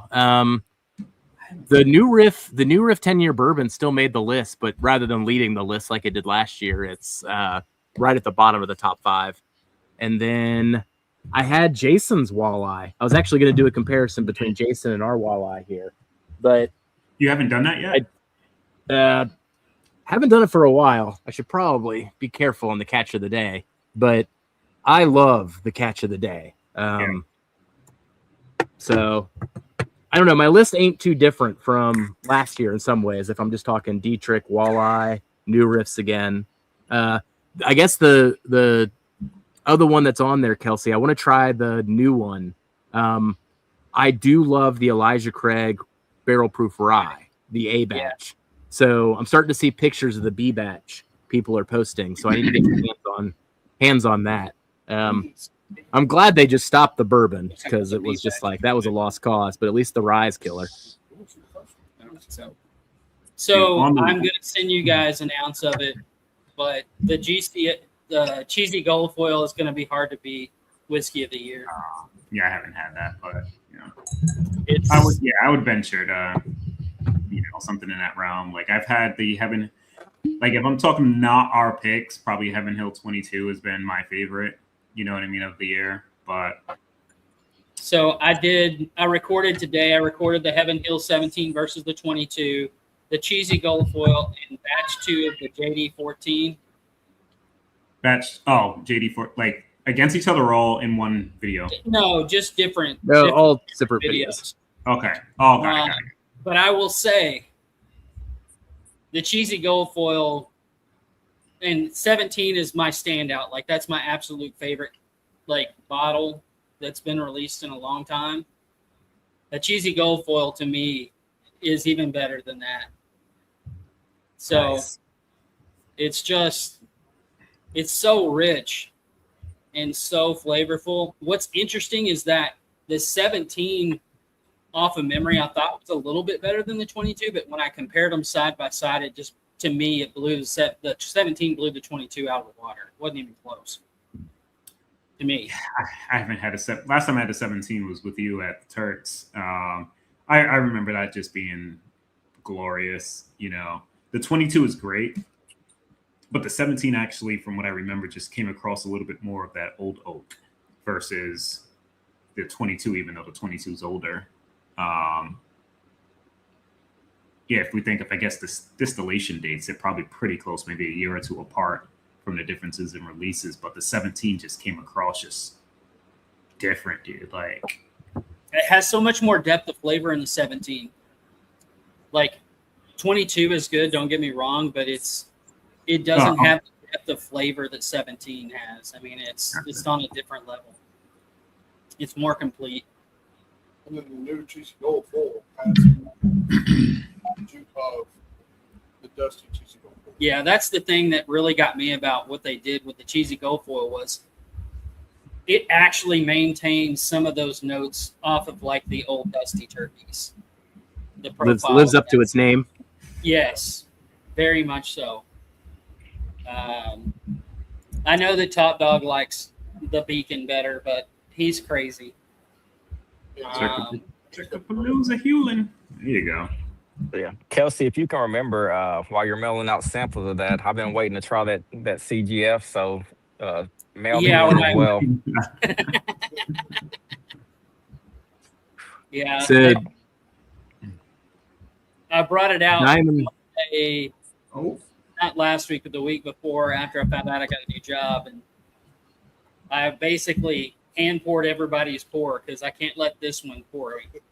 Just like a 3 or 4 ounce pour every time he pours. He doesn't know how to do it. It's all one of those guys. Half of it, I'm trying to acclimate my palate. Yeah. So I can't. It takes half a pour to do that. Hey, Kelsey, freaking, you have a sample flight from Gundy. Yeah. I don't know if you dove into any of it, right? But I've been like messing around with some of his stuff. I blended our walleye pick 50-50 with the Linkwood 16 year. Try it. like try obviously that first, like without it. No, but try it first so you know what it tastes like. Then freaking blend it with our pick, dude. Oh my god. I'll have to do that. Yeah, man. Gundy, thank you if you're still in here for that. That was the two that I tried so far have just been freaking great. JG. What's up, JG? Hello. How you doing? I thought I'd come out and have a cigar since we're like 70s too. Man. Yeah, Dude, it's amazing out here. It's like it is. It's nice. This is glorious. So you need to get some of these, JG. The Brusela. I saw that. I saw them. I looked online real quickly. I'll have to. I'm pretty full on cigars, but I'll get some soon. Yeah, Eric, also, you will like this one. It may be a little bit bold for you, but it's definitely worth the try. I know Eric likes more of the Dominican and medium plus sticks, but this one is definitely worth the try. Yeah, I'm more of a Nicaraguan fan, but I love the Dominican stuff, especially when you want something a little more mellow. Yeah.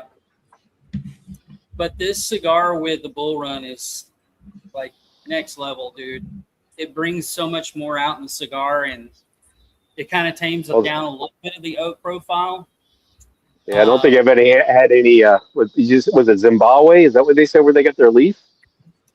So just the one first one of the 5 components was okay. For the first cigar, the Brothers of the Arms, or Brothers of the Sea, excuse me. Yeah. This one, that one has Zimbabwe, Portuguese, Dominican, and Brazilian wrapper. Okay, so two of those components I don't think I've ever had in a cigar. Yeah. Oh man, dude, that blend is. So I wanted to call out Diamond Dave's comment here because he's pulling out the Turkapalooza fueling station. So one of the barrels that is on the way is another fueling station, the 44% rye mash bill MGP, but it's a 10-year. The one Dave is drinking is an 8-year. It's a perfect sequel. Like, it's hard to do a sequel when we're doing these single barrels, but that 10-year that we got has so much in common with that 8-year profile, just with more oak, that I can't wait for these dang freaking barrels to come out. But it is like, if you have that fueling station pick, just imagine that with 2 more years with a very similar profile, and it is glorious. So if you're a fan of that one, keep an eye out when the other one drops. I think there's like 120, 130 bottles, so that'll be one of the bigger releases compared to the wheat whiskey. But if you like that one, like, get the sequel. And I'm trying to imagine the barrel stickers on that one still. So I need whoever your favorite artists are, Darrell, Ethan. I don't know the rock band characters like that. You were asking about like the rock band stuff. I'm not sure who's like actually in there, or is it just in general? Darrell likes Journey. We could do a Journey one. I love Journey. If he wants, whoever he wants to turn into. I think the inspiration of the two picks, though, if you remember the fueling station that Dave's drinking, it was all about us playing Rock Band at Turkapalooza. Yeah. I think for the wheat whiskey and the 10-year fueling, if you were to put those together, I think it's going to be more of a battle of the bands. Is kind of what I'm imagining. But like, I'm going to be on there like David Bowie. I think I'm going to be David Bowie with like the Aladdin. I think it was the lightning bolt across my face. Like. Oh, yeah. Okay. That's. Or maybe I'll be Ziggy Stardust. We'll see. I was already dressed. I'm going to be all David Bowie. Well, I was Hendrix like 2 years ago for Halloween, man. I could find. There you go. You'll be Hendrix then in one of the bands. I know Jason will be the drummer from Rush with like an epic, set all around him. Little Neil. Yeah. So that'll be kind of the premise of that. I mean, we'll see if it pays off, but that's the inspiration so far that Katie inspired, and we might continue with the sweet name. So the first one was Sweet Kelvin of Mine. Maybe this one's going to be Sweet Emotions and something else sweet. We'll see what songs we can keep playing with. Let's do it. Jason, hey, how you doing, Toby? Outside. What's going on? What's up, buddy? Good to see everybody. You asked about whiskey of the year. I'm going to go a different route here on the whiskey of the year. Which I know some people are going to think it's crazy, but in my head it makes so much sense. Saz 125. I haven't had it yet, but I obviously still gotta try it. Not the best bottle I've had this year, but damn is it good, and damn is that price point outstanding. That's the first batch release that I've been excited about in quite a while. Yeah, I haven't had. So what? That's or different. Is it two different? Yeah, bottles? that barrel cigar blend. I crashed that bottle. I mean, I still have like maybe 2 pours left in that thing. I've enjoyed that. Trev was raving about that one. That's a good Trev call. was raving I about like the that. barrel cigar blend. It was really good. Yeah, everybody that said that barrel bottle was good. Yeah, that one is fantastic. And it pairs well. It does pair well with cigars too. Yep.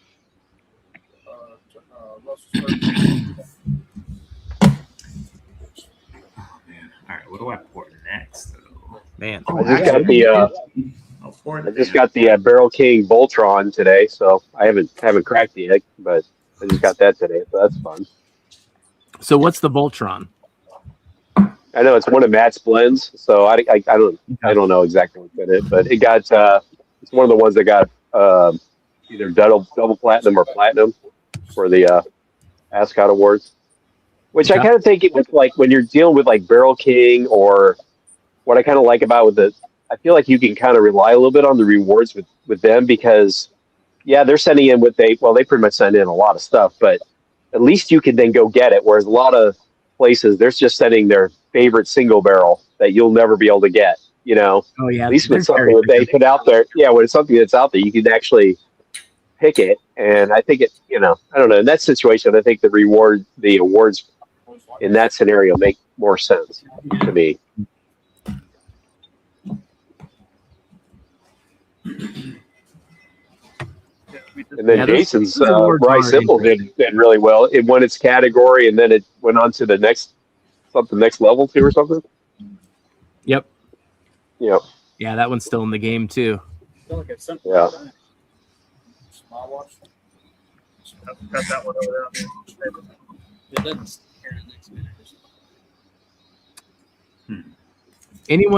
Anyone here going for the Barrels for Hope Gala? Toby, I'll see you. Nice. All right. Toby's always he's in like the best spot. You're like literally out there for everything.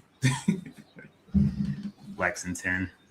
I think if Toby lived in Hawaii, he would still find a way to make it all these days. Yeah, he came all the way to Rhode Island. I say all the way; it's not that far from you, but like still.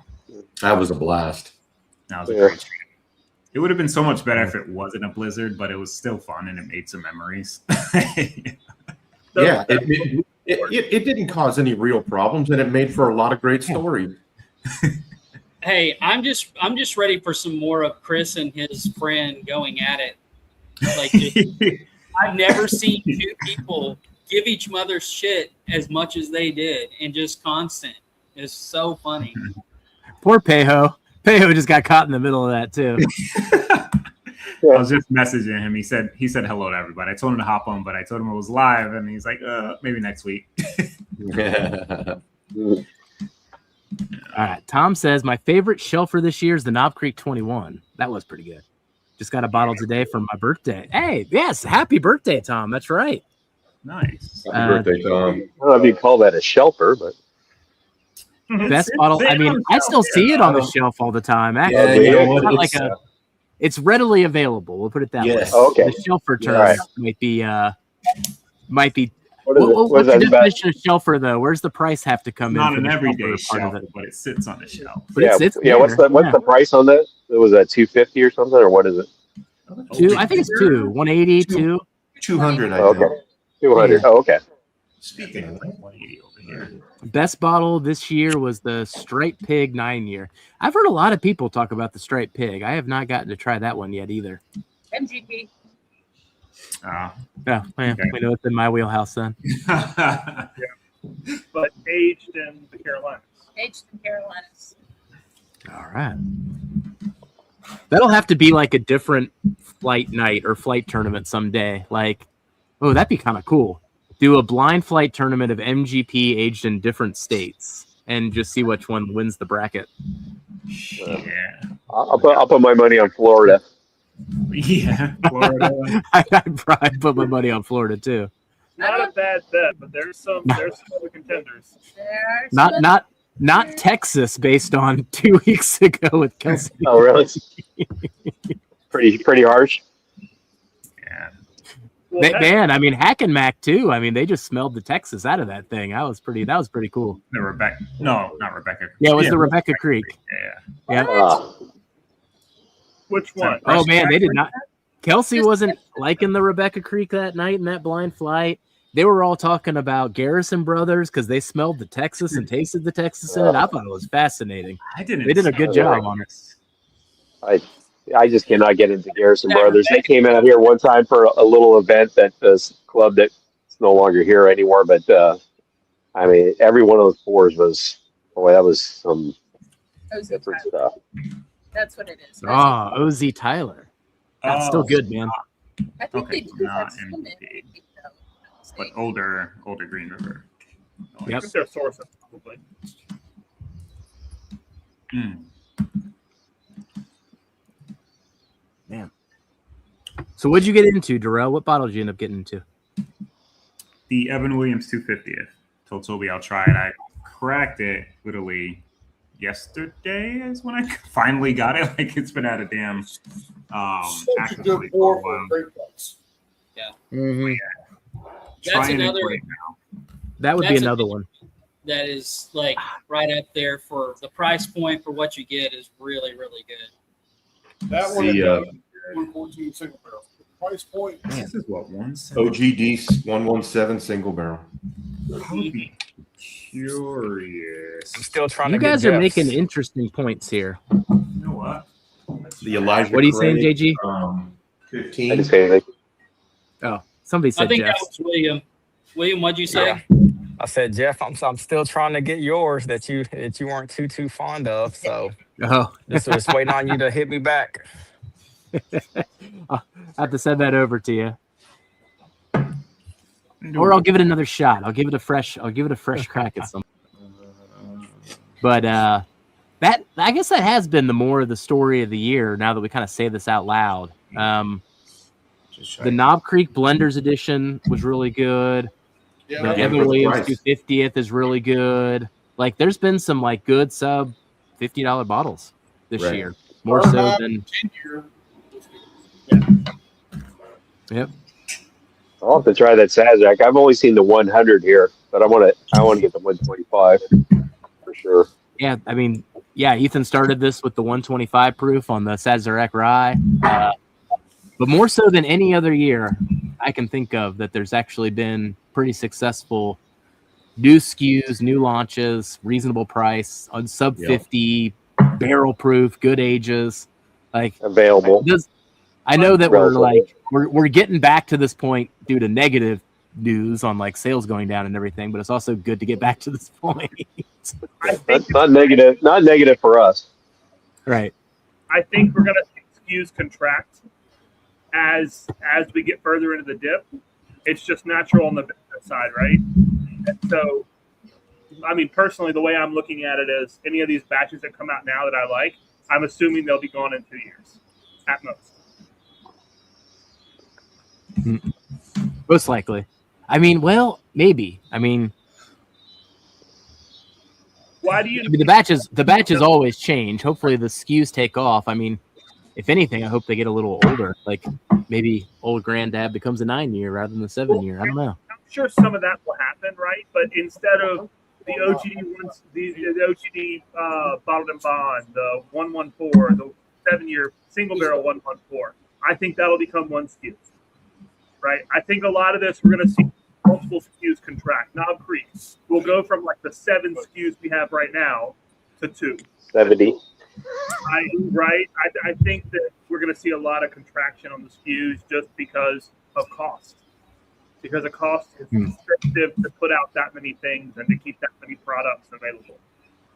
I don't know, but they got to keep on making excitement. So that's the. Mm-hmm. I don't know. I think I mean, I think more I can see them SKUs. retiring SKUs, but then putting one in front of, putting a new one out and retiring one. What I've got left. Yeah. They have I to think keep so. the SKU count up because they've got so many barrels they need to convert into cash. Mhm. See, and I think The- that they'll find a way to do it, but I just, again, if you look at bourbon in general over the past 20 years, not the past 20 years, we've got more SKUs today than we've ever had. Oh yeah. I just don't think it can hold. I do think they're going to try and find a way to do the modern day version of the canter, right? Some reason to keep people interested, but I think we're going to see SKUs contract quite a bit. Hell, look at this one sitting right in front of me, James Pepper. Love what they're doing, but this is the rye. They had like 3 different bourbon SKUs in this bottle. Mhm. Now it's down to 2, I believe, already. So I would say eventually it's going to become 1, and so you'll have 1 bourbon SKU, 1 rye SKU. So again, it's going to naturally happen as people quit putting so much marketing behind so many different brands.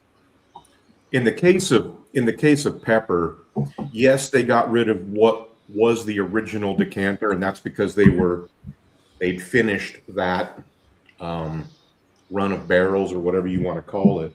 Now they have the barrel strength, and then the other bottle is the single barrel of that product. Yeah. So Yeah, and I think Is that the gold? look pretty. I keep seeing a gold by. gold is gone. Gold is no Oh, longer. it's still So at now party it's stores. just It always confuses Yeah. me. The gold was a little bit But- older than what was in the past. Close. Okay. Yeah, I know we talked about this before, Katie, because I was always like, why is this one more expensive? Like, I can't find any reason why, like, written on the bottle. Like, nothing on the bottle justifies the double price. Like, what is this? You've got so many different SKUs, they have to justify why this one's $20 more than that one. So this is what we originally got. This is the original release of this, and I don't know, a year or 2 ago they renamed it Gold, and this is now gone, and it was replaced with barrel proof and single barrel proof. Yep. And then the rye that Ethan has. I think I just got the regular barrel proof one. Yeah, that's the one I have too, Darrell. And they're really good for the price that they were. You know. I forgot what I paid. It wasn't much, maybe 60, 70 bucks. Yeah, With that, $50. Yep, yeah, fantastic price points. But yeah, I just think it was too many SKUs, right? I think that there's these natural points where, okay, why do we have 2 of these bourbons that are basically the same, but one's $20 more, and we have to justify it and try to convince people they should spend $20 more. mm-hmm.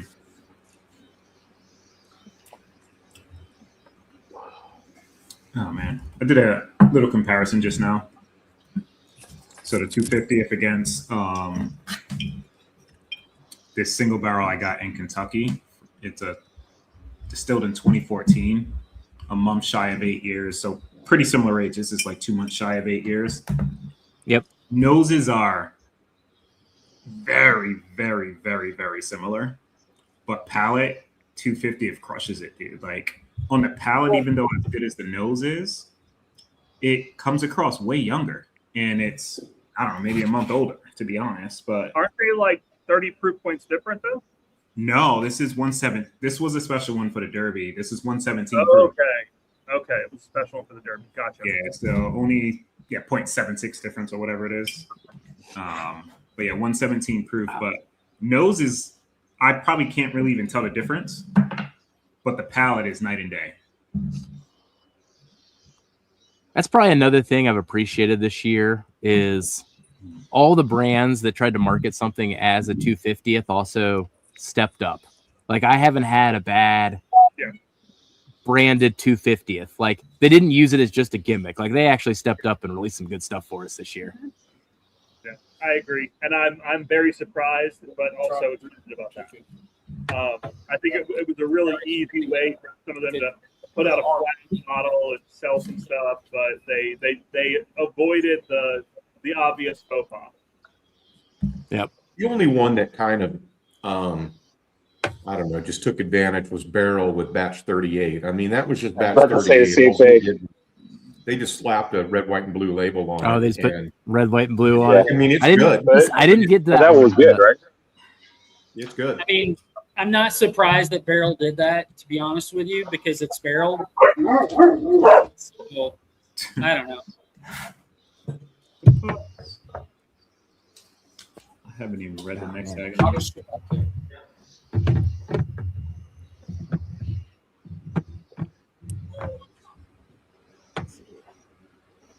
Guys, I'm going to jump off. I still got to drive home, get out of here. So, see you guys later. All right, Kelsey. All right, buddy. Drive safe. See you, Kelsey. Later, Kelsey. Later. Wait, Jason, are you still hanging with us? No, that's Kelsey's computer. I need some Jason time here. Maybe you know what? I'm actually going to put. Have a computer I'm going to put somewhere. Jason. All that AI stuff even he does. What'd you say, buddy? What'd you say, William? I missed it. Was it William? I think so. That was me. Yeah. What were you saying?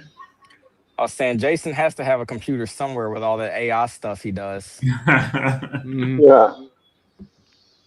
No, I think on that Battle of the Band sticker I was talking about earlier, I'm gonna have Jason there with his Fred Durst jumpsuit. I'm gonna include that somewhere on the sticker. He's not even on the barrel pick. I'm just gonna put that in there. We need more band members. That would be great. Little Easter eggs. Oh man. Yeah, it's not even close. But yeah, it'd be good to see you this weekend though, Toby. I'm looking forward to the Barrels for Hope Gala. I am emceeing the event, so I actually worked on my opening speech Monday and Tuesday, and I got to work on my closing tomorrow as I get to know more of it. But man, these people are putting congratulations. So yeah, they're putting. Do you guys know, do you think Huling will be first before Obtainium, or do y'all know any of those details yet? Man, Obtainium, I would think. It's so confusing on this side of things, William. Like, is Jeff muted, or is it just me? Oh, he's having the phone issue. Oh shit! Somebody else explain it to him that he has to reset. Can you hear me? I can hear you. So you got to back out and come back in. You'll be able to hear everybody. It's weird sometimes.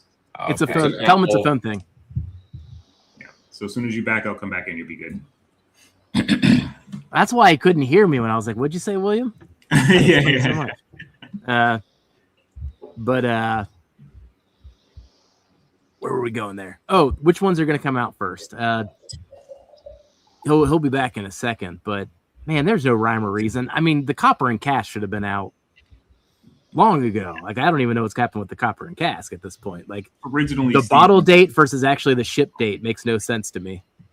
Yeah, they had an issue with transport from here. So something was going on with the truck. So whatever the case was.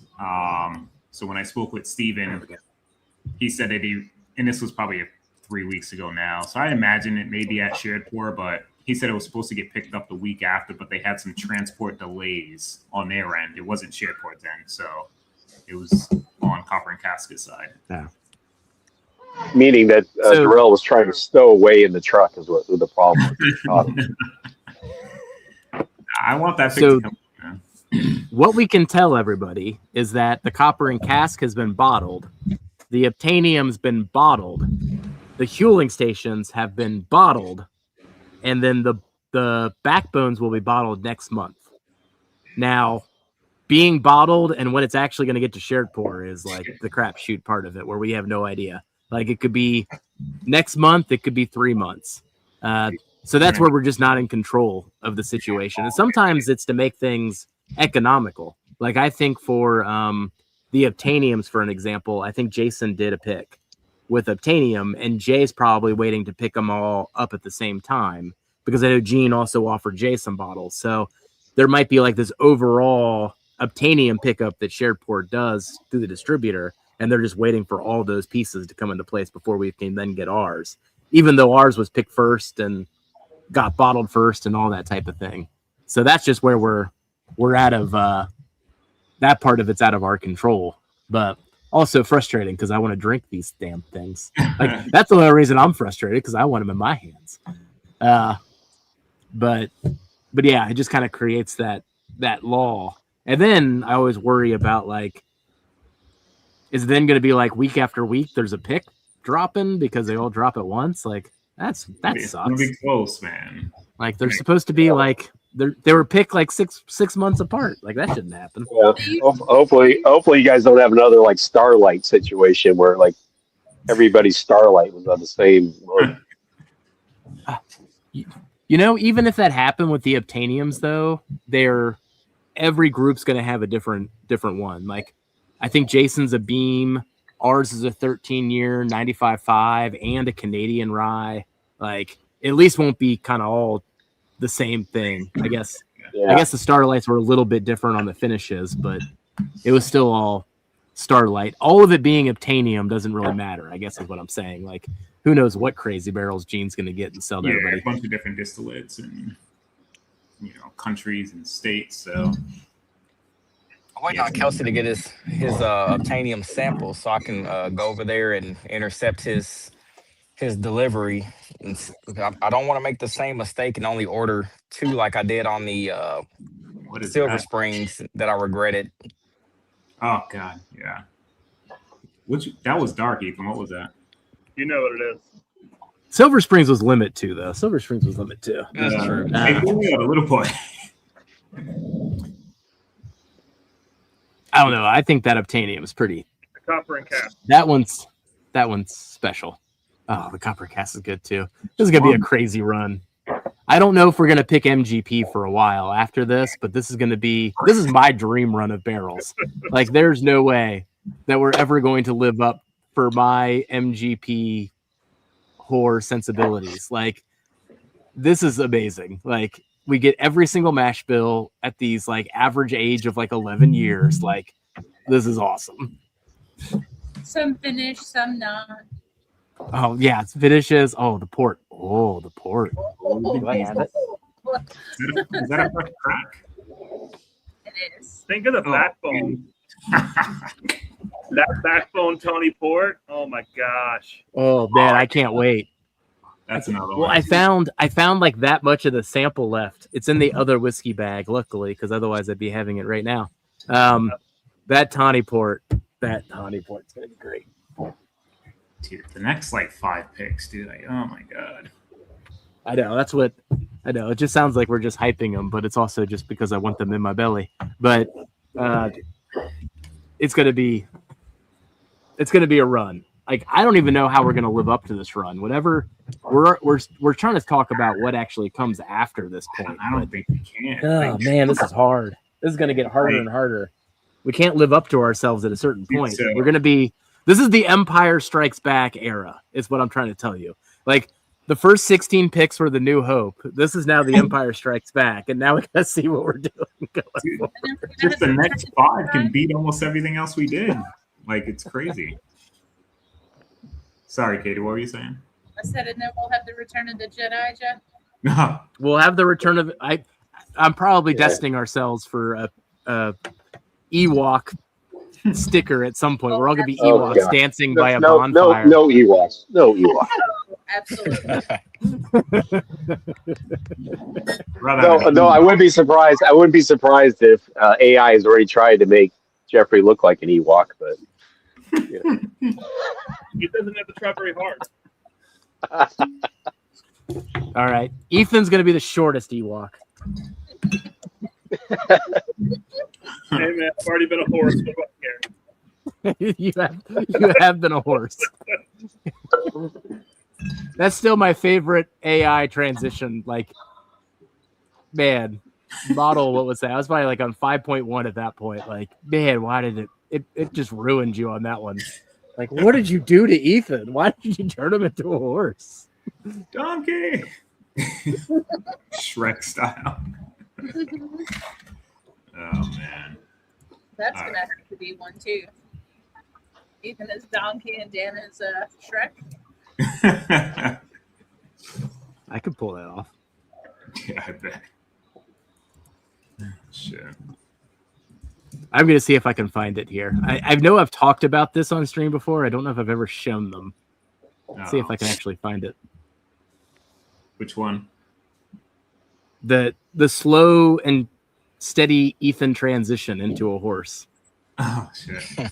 Like uncontrollable. Like no matter what I did, it was just like, nope, we're turning him into a horse. What's up, buddy? Who do we got? Hey, Eric. Hey. Hey, Gunderson. What's up? Yeah, I thought I'd jump on with you guys. Man, I hope it's just a strain of some sort, Eric. I hope so. It could be. I mean, if you kind of wrenched or pulled something as you're diving in, does that happen to Wait, me? so did that happen when you were doing the zip line? Superman doing the zip line.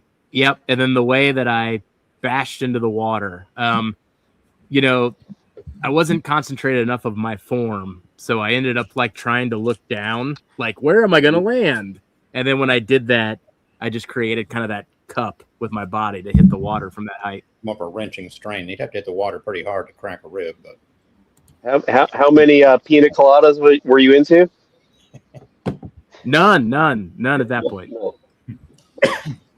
willingly did it. Where were you in Mexico when you were in Cancun?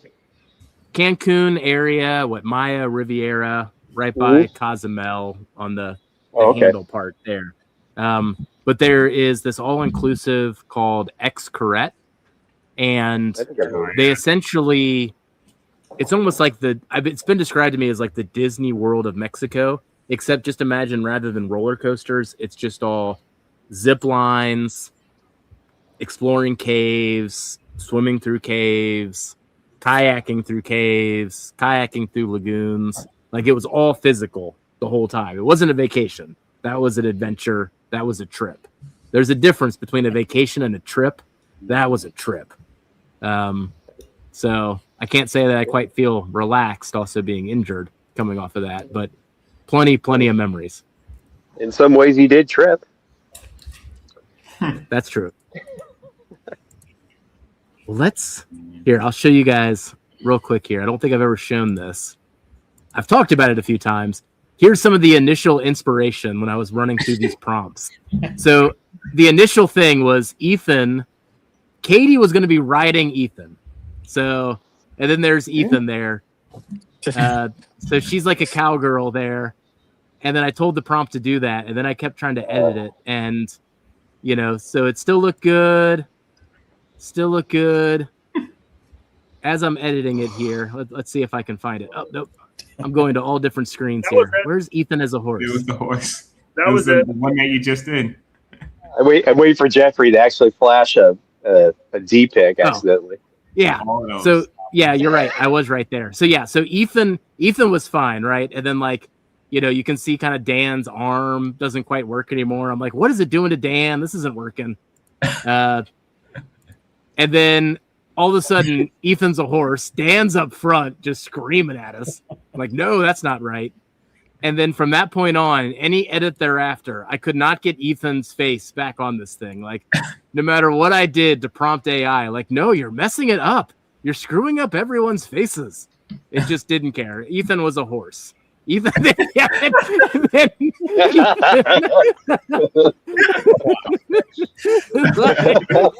it tried so hard. Yeah. And then I tried to correct it, and Ethan turned back into a horse. Like Ethan as Mr. Ed. Much losses, right? Oh god. Like eventually, I just get that, and then a clown came in. I was like, "You got this totally wrong." It's all fever dreams at this point, as you can tell. Like it doesn't get any better. And then Ed was missing, and I was like, "Put Ed in the picture," and then it put Ed up front. It just got worse and worse. So there's reasons I didn't use any of these, obviously. Hey, But yeah. I remember that one. There we go. Yeah, I'd say we're just running through all of my AI pictures at this point. But yes, that is why Ethan's a horse. That is actually a pretty badass picture of Dan, though. Now that I go back to it, like Reminds me of like Wolverine and like X-Men, just like throw Right? some claws on his hand over there. I do just love these though. Like just no attempt at all of correcting my issue. Just like let's just slap a face on the horse. Oh Jesus. So Ethan, I didn't use any of those pictures. You gotta appreciate that part of it, right? Sure, we'll go with that.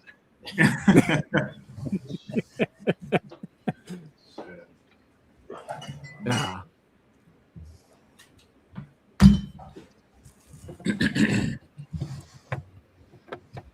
Oh shit. I was trying to think about what I'm gonna bring to the Barrels for Hope this weekend, though. I gotta start plotting the whiskey bag. Gonna fresh crack something fun like you always do. I think so. I gotta do the bottle share. I'll fresh crack something. Yeah. Can't wait for October, man. Yeah. See everybody. Yeah. Be a good time. What other whiskey events are on people's radars or going to? Is anyone else going to anything this year? Yeah, I saw Tony talking about that. That's apparently this weekend too. Yeah. Not for me. Just that's the one we're going to. Just the Blitz. Just the Blitz. Blitz is always a good time though. Outside of that, it's only been I think freaking Bourbon on the Banks. Oh no, I'm lying. I went to the first two. Fours in the Park. Yeah, I went to the first two of those. But I haven't been to them since they switched to like the golfing thingy. You know. But yeah, Pours. I mean not Pours. Blitz.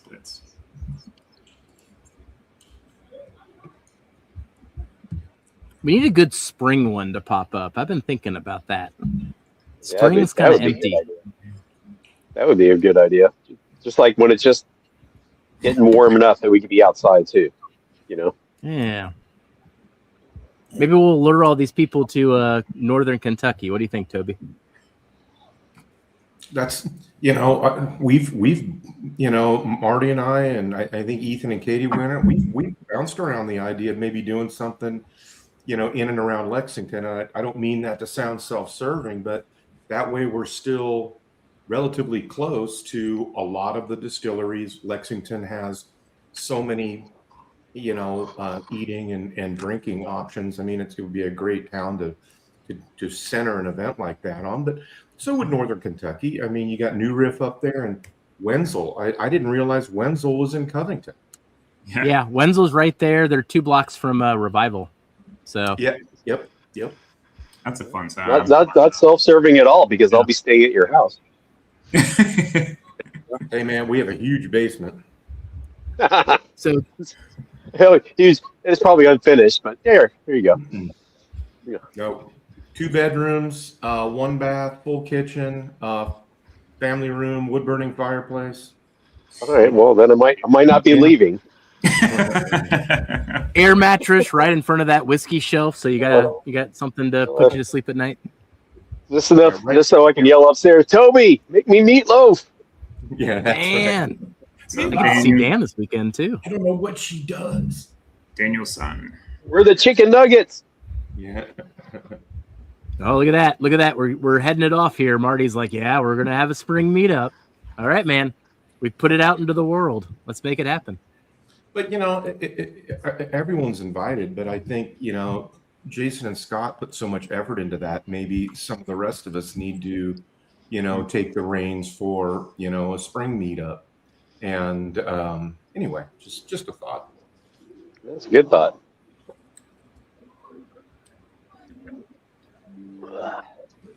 It also doesn't have to be this huge epic production every time too. It's just It doesn't have to be at all. I mean, it's just all together. yeah.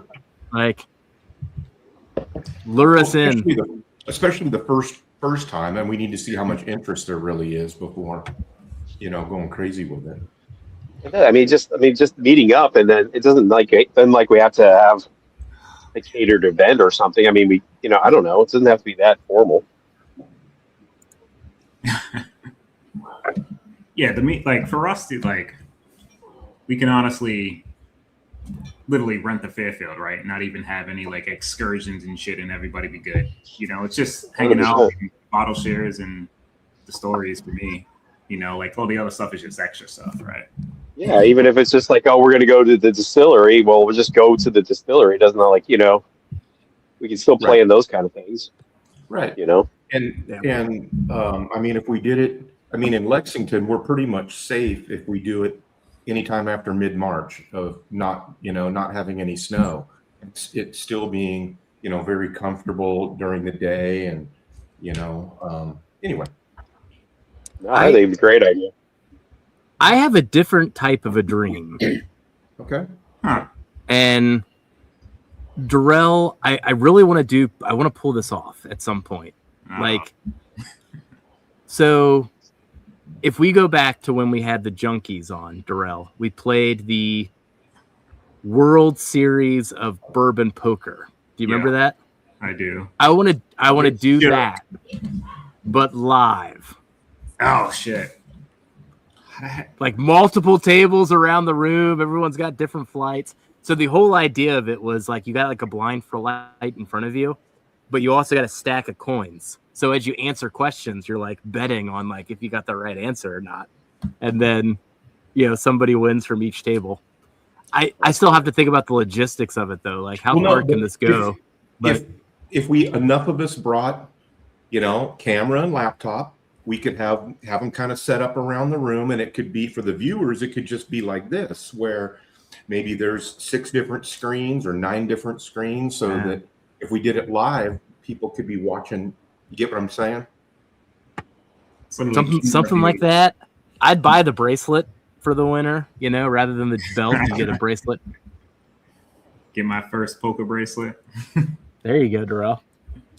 Yeah, Jeffrey just doesn't want anybody else having belts. Yeah, the belts are all mine. I'll get you a bracelet. Yeah, you can put that bracelet. If it's like a belt on a GI Joe. Don't let me win blood to get it. I'm gonna ask for a damn belt. I don't want a T-shirt. Jason, give me a belt so I can compete with this guy. Got too many.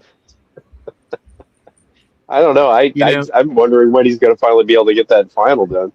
I'm hoping in a few weeks, man. I think he's gonna end up like just filling somebody in or doing it himself. Yeah, it doesn't. Yeah, I mean, it's always been kind of nice having, the normal judges for the final, but whatever. I mean, he has access. He's got plans. I'll let him talk about it, but he's trying to move it forward. I was on the call with talking with him earlier in the week because he's over in Florida right now for that work event. But I mean, we are literally to almost the year anniversary of when I started my. Yeah, exactly. I know. I was like, I didn't. The way that he's probably going to change it up, I haven't even thought about starting any different blends because, he's going to change it up. So. Yeah, because we were there. When was I at your house? That was for the Blitz, right, Jeff? When I first tried that. Yeah, that was the Blitz when you got to try both my blends, and that was after I'd been working on them for who knows, a month to 6 weeks. Yeah. This Exodus Rye is really good. Let's see here. Middle West. Okay. I hadn't sat down with this new batch of the Exodus Rye in a while from the Junkies, but that last sip I had out of it took me out of my zone there. I was like, ooh, what am I drinking? God. That's stupid. All right. Gonna rinse out. What are you sipping on, Eric? Well, actually, I was telling Katie I was side-by-siding the Cedarbrook Legends Delk pick and then the 7-year. The Magnificent Seven. 2 excellent. Man. The tallest Jeff's ever been. Sorry? I know, right?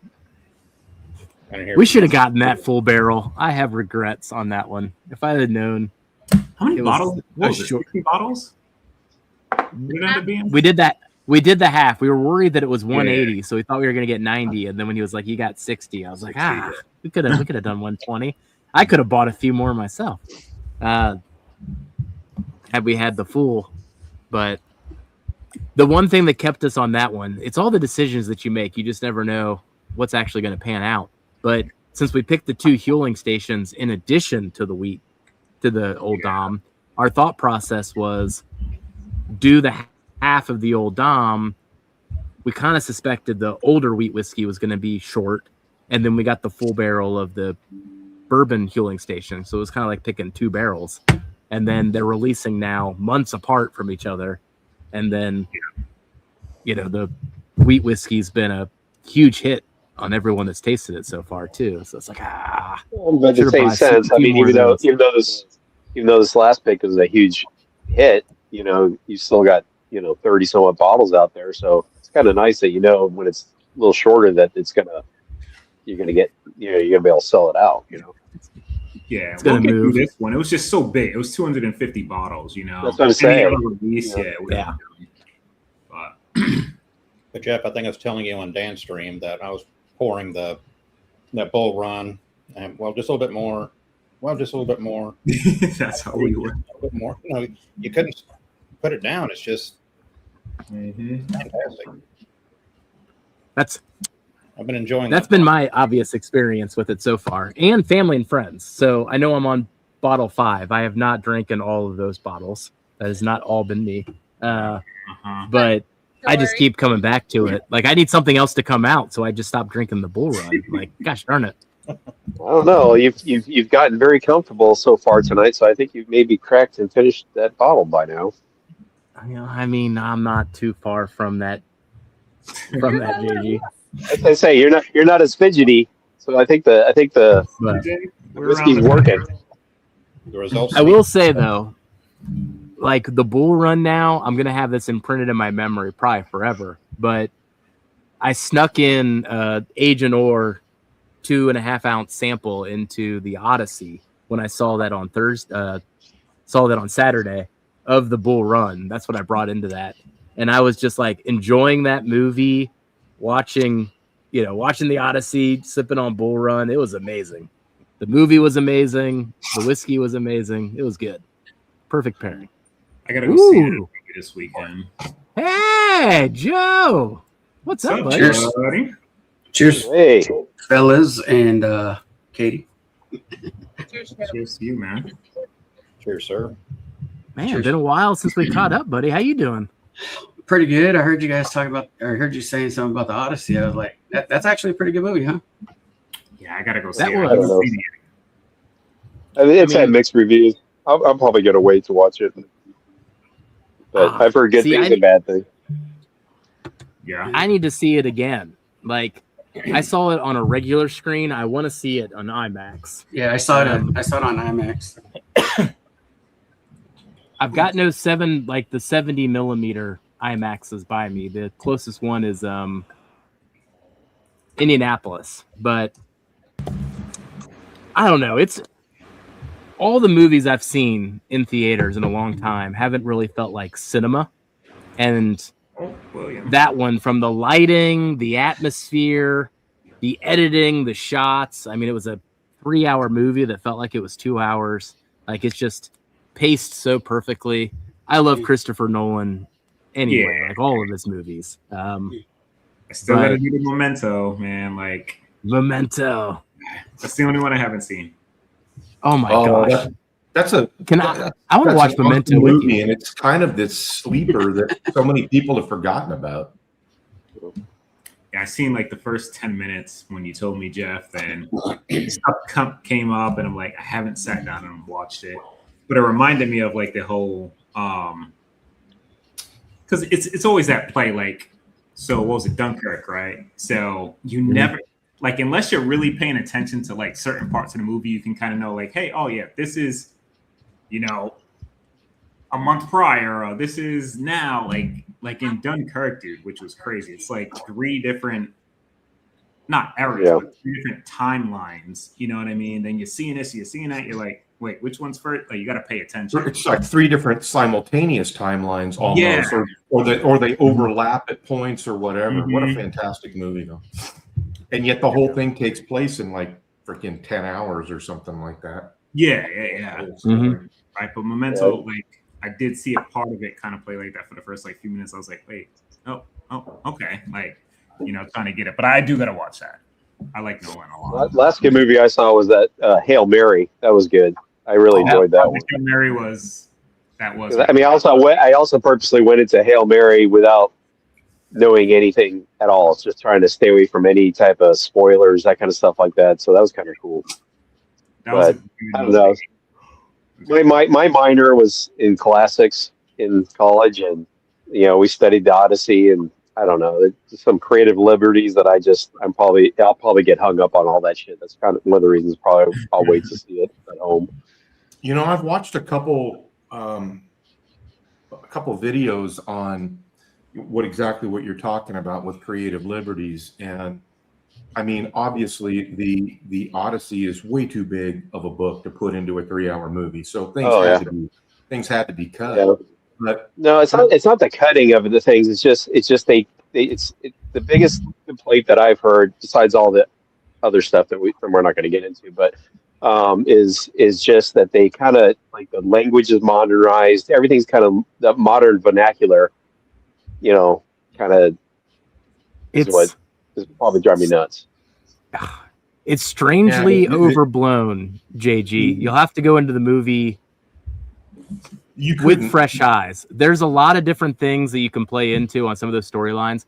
Even the line "Let's go" isn't actually in the movie, which is funny. Oh, okay. I think he was trolling people on the trailer, which is also kind of funny. Yeah.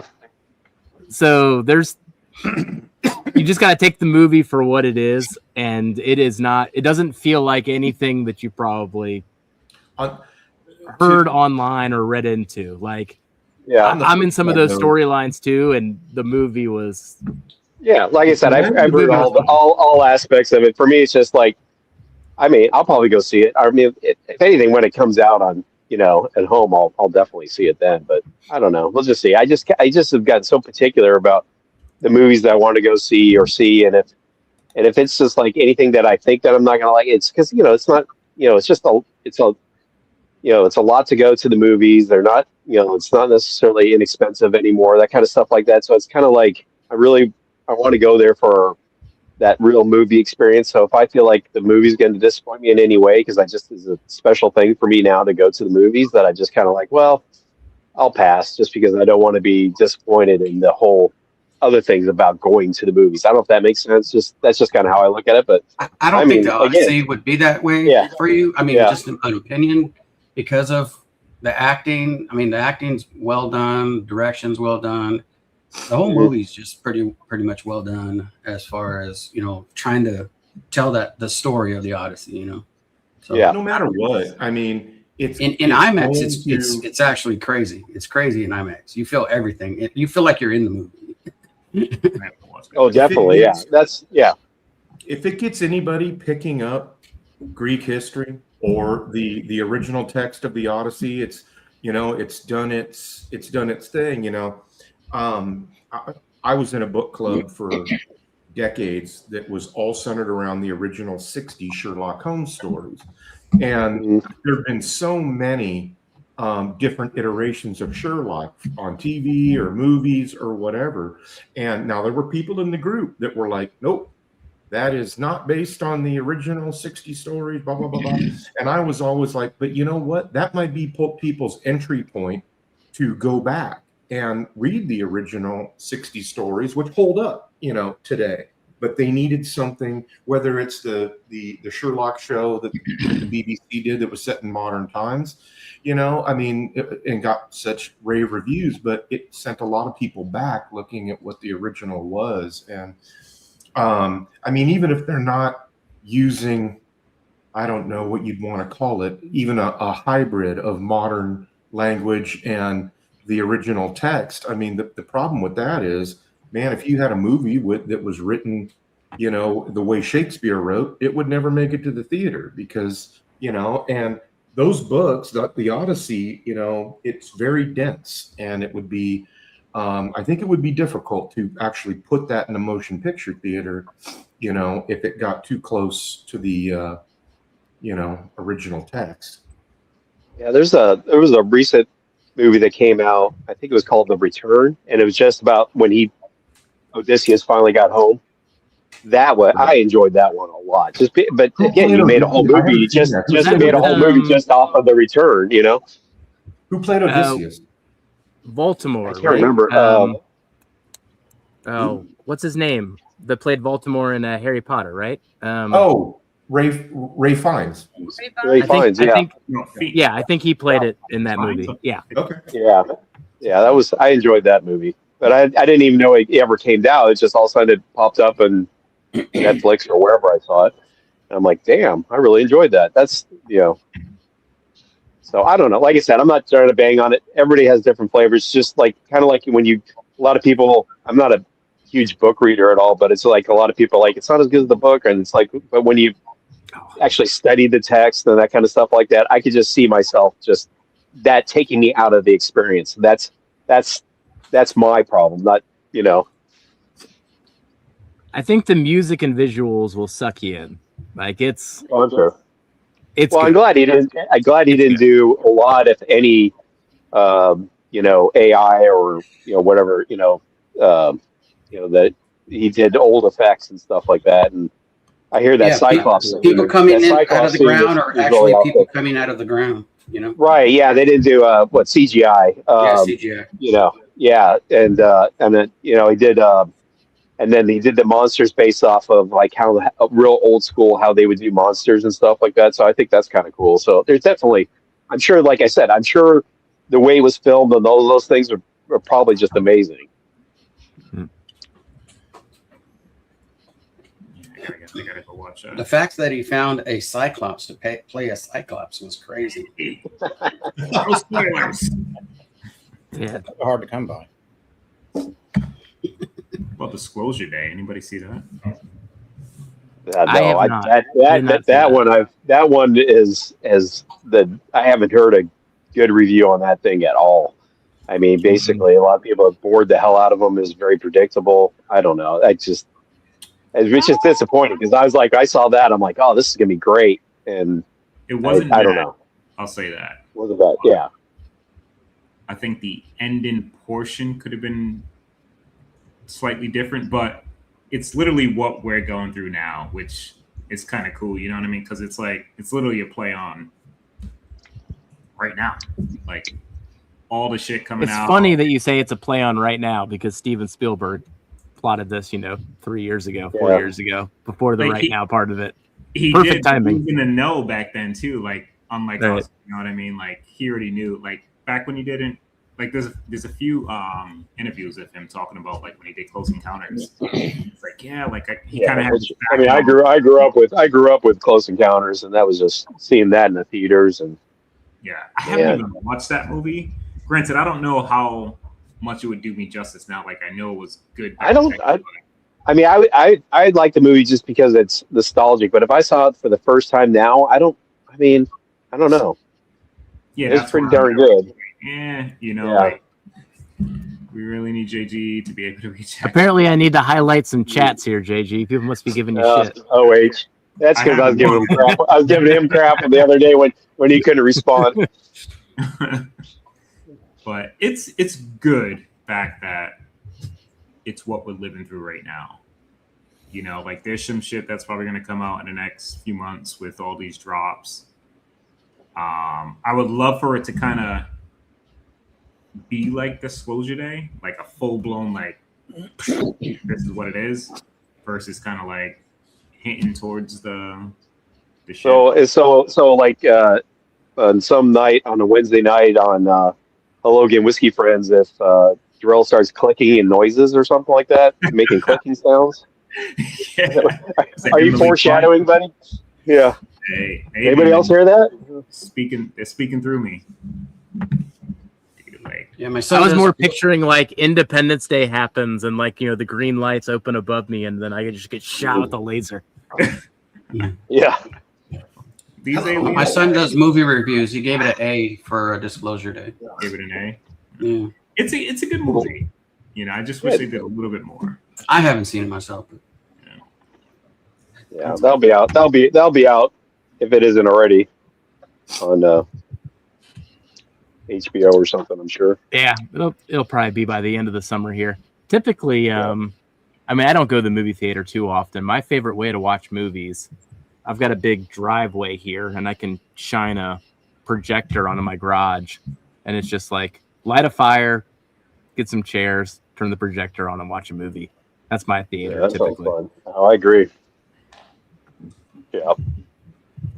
But no, the Odyssey though, that one, I want to see it again in the theaters. And I don't know the last time I saw a movie twice in the theaters. So that'll be about as best of a review that I can give it. I want to see it in IMAX. So I would gladly watch it again. Yeah, that's probably this weekend. Probably Sunday.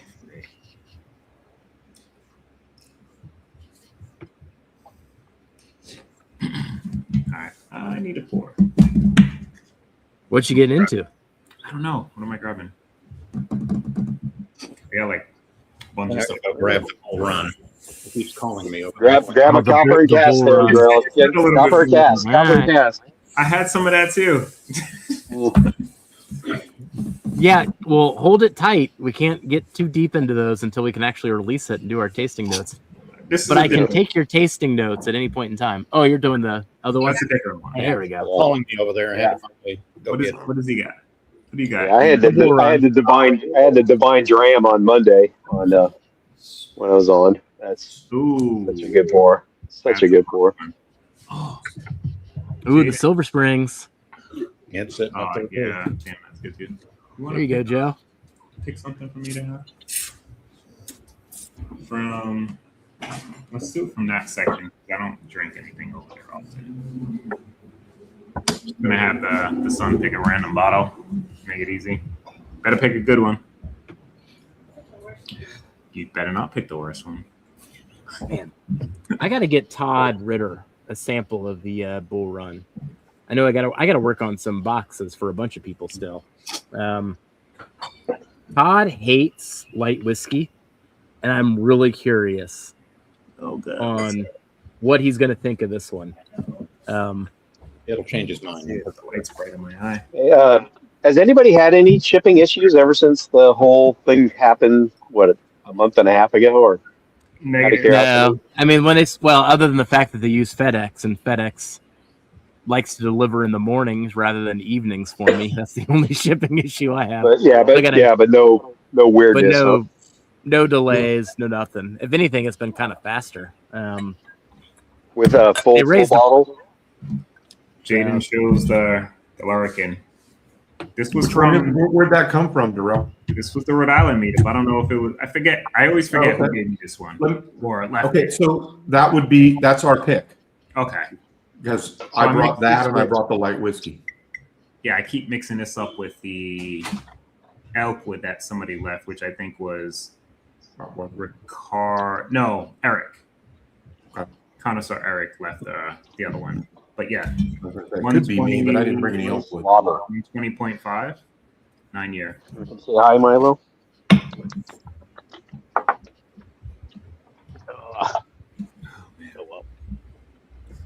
That MGP Mashville, that's not MGP. 75.21.4. Ooh, finishing the Rye night off at the Silver Springs. All right. Nice. Is it our Silver Springs or a different Silver Springs, Cindy? That is Major Zero's in here. Oh my gosh. By the way, Darrell. I know, I still have it over there, dude. Yeah, you know exactly what I'm talking about. So we have a blind flight that we have to do with you at some point, Major Zero. That Kelsey sent us all those. We're now a year and a half in having that flight sitting on our shelf. Kelsey's not even going to have the key anymore. Yeah. He's going to be me working through that flight with Whiskey Central where I need to reverse engineer it off your tasting notes. Yeah, that was crazy. Oh, man. Ah. What the hell is Vic, this? jump in here, buddy. What you doing? What's up, bud? Mark's here late. Cheers, buddy. See him this weekend, too. Nice. Oh, man. Wow. Is it Marky Mark? All right, gentlemen, my cigar is History, so I got to go in the office tomorrow, unfortunately, so I am going to take off. All right, buddy. Yeah, thanks for doing the pub style. It was awesome. I will tell Chris that you said hello for sure. Yes, sir. Good to see you, buddy. All right. Cheers, everyone. Later. Later. Hold on. I gotta So, Joe, what have you been up to lately? Just hanging.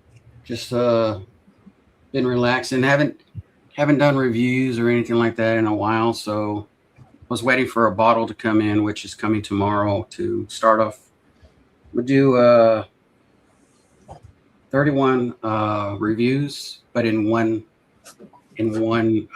setting. So I'm gonna do a review and then say, okay, I'll see you on the next video. But all I'm gonna do is push stop, then record again, get to the next video for 31 pours, and then for each day of the for next month, I'm gonna be putting out a video for the whole month. And it's gonna be the progression of from when I started from drink 1 to drink 31 and how it affects me through all those pours all the way to the last one. Damn. All different bottles, though? Yeah, I got. So I haven't done many reviews, but I've been buying. So I have 31 unopened 2026 bottles that I'm gonna do reviews for each of them. All right, so you're gonna speed through them then. Joe, got your pick that I can't wait to open when you have your live stream. Okay, cool. Appreciate you. There you go. Yeah. That one's pretty good. J-Max just texted me and he really liked it. Paul, Whiskey Food Dude, really liked it. He shared it with his father and his uncle. So good pour. I'll be decent pour. People. Ooh, this was Larkin. Shit. But other than that, no, just hanging. I only do one live a month now, and it's just an end of month live. So that's what this next live next week is going to be, the end of month live. Mark Eminecker got his.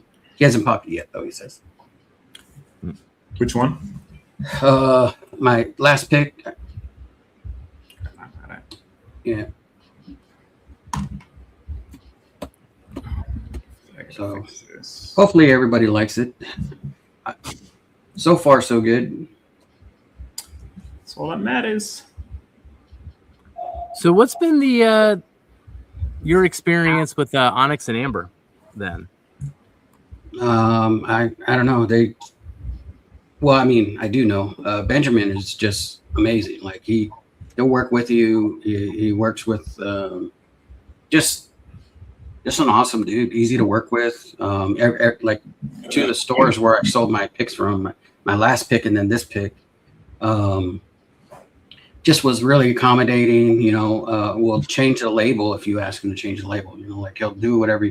Like he's just really accommodating when it comes to doing a pick with him. You could even go down there and I think Dara and Bill just did their own blend. You do your own blend as long as you buy a certain amount of bottles. You can do your own blend. So, and I don't think it's a high number of bottles that you have to purchase to do that. Too, I think it's like maybe 100 or so, 120, something like that. But pretty good deal. Easy to work with, and yeah, he ships across. There's certain places I mean, he goes through Libdit. So if they ship to your area and they'll take it to whatever store you want them to put it in. Okay. Yeah. I was gonna do two picks. I was gonna do a bourbon and a rye, but I ended up just doing the bourbon. So, yeah. But yeah, he's really open. I mean, he gives you his phone number, and if you have any questions at all, you just text him directly.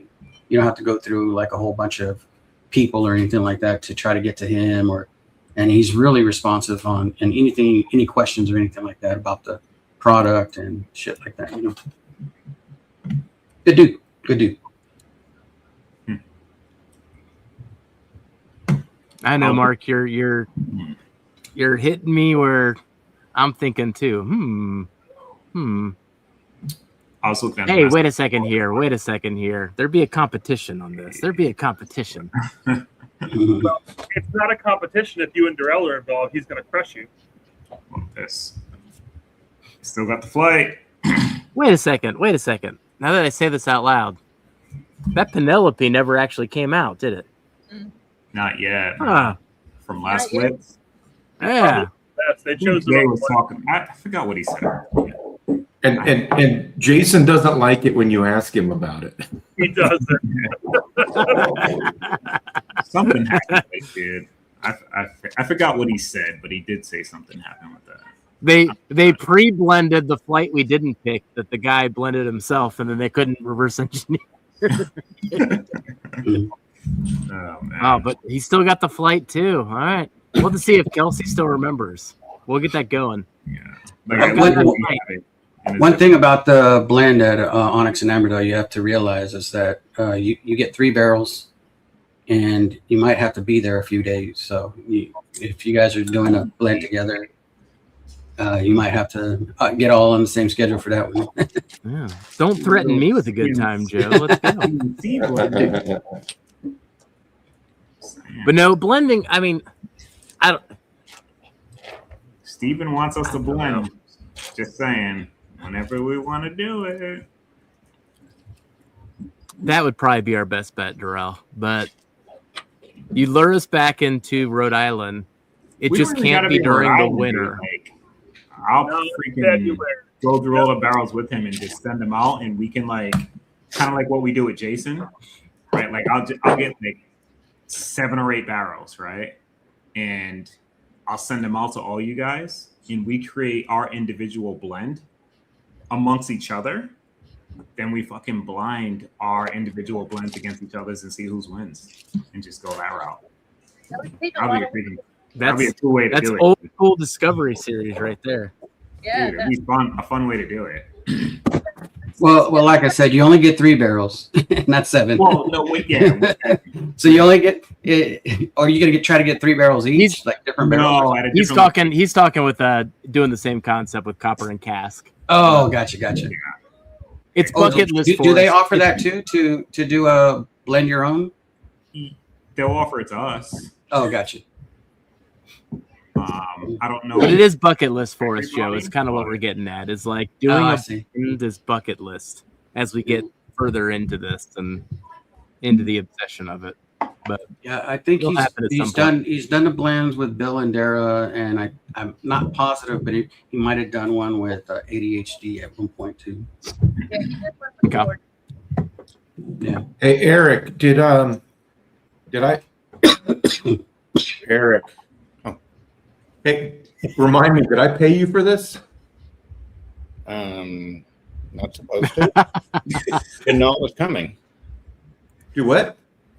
It's a gift. Jimmy. Is that Circle City? What is that? That's Nancy's no. Tradecraft. I've never even seen the label. Okay. That's the 3rd time I've heard that tonight, and I've not seen the label. Okay, Tradecraft. It's from the Broad Branch Distillery in Winston-Salem, North Carolina. Okay.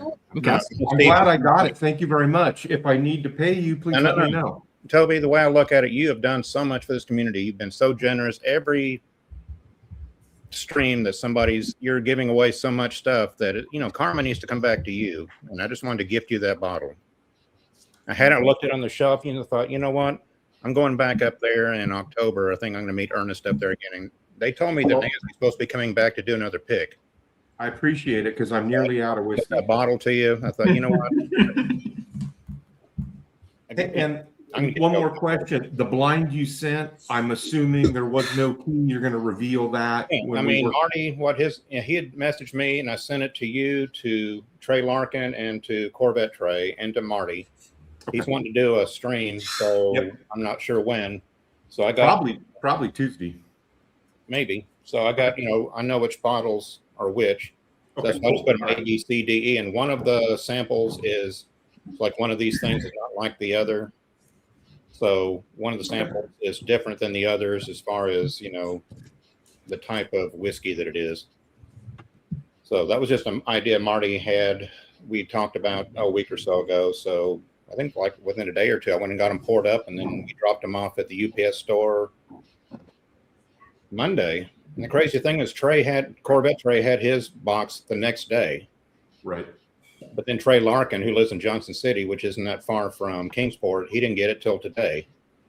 Wow. Anyway, I've been checking Pirate Ship. Everybody's gotten their deliveries. So I was just hoping that they all got there. Nothing got broken. Nope. And I was really hoping nothing, with all this talk about the bottles and, when everything going on with UPS and these others and all Jason C's issues he's had, I was just hoping it would get there to you, that nothing would happen to it. Well, I think it was last night, Kevin O'Malley was on, and he has a buddy that works for UPS, and he just asked him point blank, and he said the same thing that Josh from Stuff and Whiskey said. No, there is no special scanning system. There's nothing like that. He said the only thing is they've probably tightened up a little bit if it breaks or and there's leakage, and they've probably gotten tighter, or if the package is just damaged to where they can actually see what's in it. They've gotten a little. So anyway, it's kind of what a lot of us said in the very beginning. So anyway, I've got probably 24 bottles downstairs that I got to ship out, and I only started, last week. So maybe the tin foil that was wrapped around the thing probably may look a little familiar because it's the same tin foil that you sent. Yeah, that barrel bottle you sent me. And I thought, well, that's a good idea because they were saying, that if they do scan it, somehow the tin foil would maybe. If there is a scanner, that came straight from Lance. That if there is in fact a scanner, tin foil hats. Yeah. It's like cone heads over there. We're preparing for disclosure day with my tinfoil hat. Or the tinfoil hat thing. I get it, but yeah, that was the first you checked their site, they didn't have any. They were sold out. I think they had 2 or 3 left on the shelf, and so I'll be back up there again. I just wanted you to have it. It's good. It's not. I mean, it comes from, what is that? Southern Distilling. No, Broad Branch. Oh, that's right. Broad Branch. Yeah, Broad Branch. It's that good, but it's not Broad Branch though either. I mean, it doesn't taste like Big Winston or anything like that. Yeah, and we tried that when we were there. A girl named Brooke, she was doing some different things that they make for Ernest and me. So I got to try pretty much all the stuff they make, including their single malt and some other things that they do. But that was really good. And so I'll throw this out there, but I recommend this honeycomb paper. For my packing, I've been using this quite a bit, but it also creates its own shield on any padding, but also noise. It's a natural noise because of the paper ruffling. So very good. That's what I use to get away with all this. I use that for my Glens. Is that where is that? Is that like Uline or something like that, Jeff? Just the honeycomb paper. You can get it off of Amazon. Okay. I thought you had a shipping paper. But the way that it pulls apart, and then when it's in a box, it just makes a natural roughing noise because it's got all the space between all those paper shreds. Like everyone else, we put the popcorn in there or we put the candy in there. Like the paper actually does its own thing. Hey, Toby, I wanted to say too, those McGrares that I've gotten have just been more than I would have imagined. I mean, they're just delicious. They're fantastic. And I did send Jeff. I'll send you some too, but I did send some to Darrell and to Kelsey. So if Brooke and anybody doesn't know, tomorrow we've got a stream where it'll be Whiskey Nose, Legends of the Oak on Bourbon and Balls. It'll be their Bourbon show. and Balls. And Yep. Bourbonado is going to be on, and it's going to be a 3-way head-to-head of McBrayer Cedarbrook single barrel. Bourbonado did one, we did one, and Bourbon and Balls did one. And so it'll be a 3-way. And I believe both Bill and Brian will be on. Marty and I both have, 3 blind samples. Everybody gets the same 3 blind samples, and so we're all just going to be picking. And anyway. A menage a trois. There you go. And then there was 5. It says it's coming from Organic Cleanse.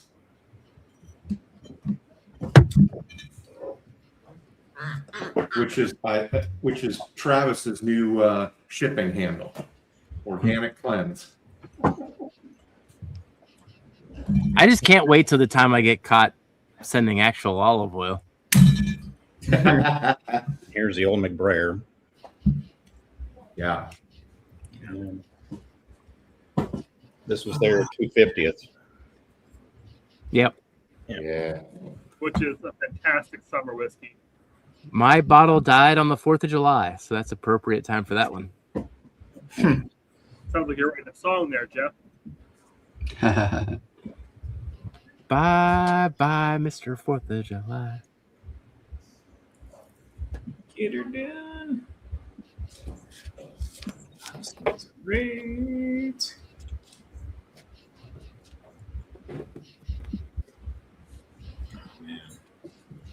Whiskey. But I did kill number 5. Yeah.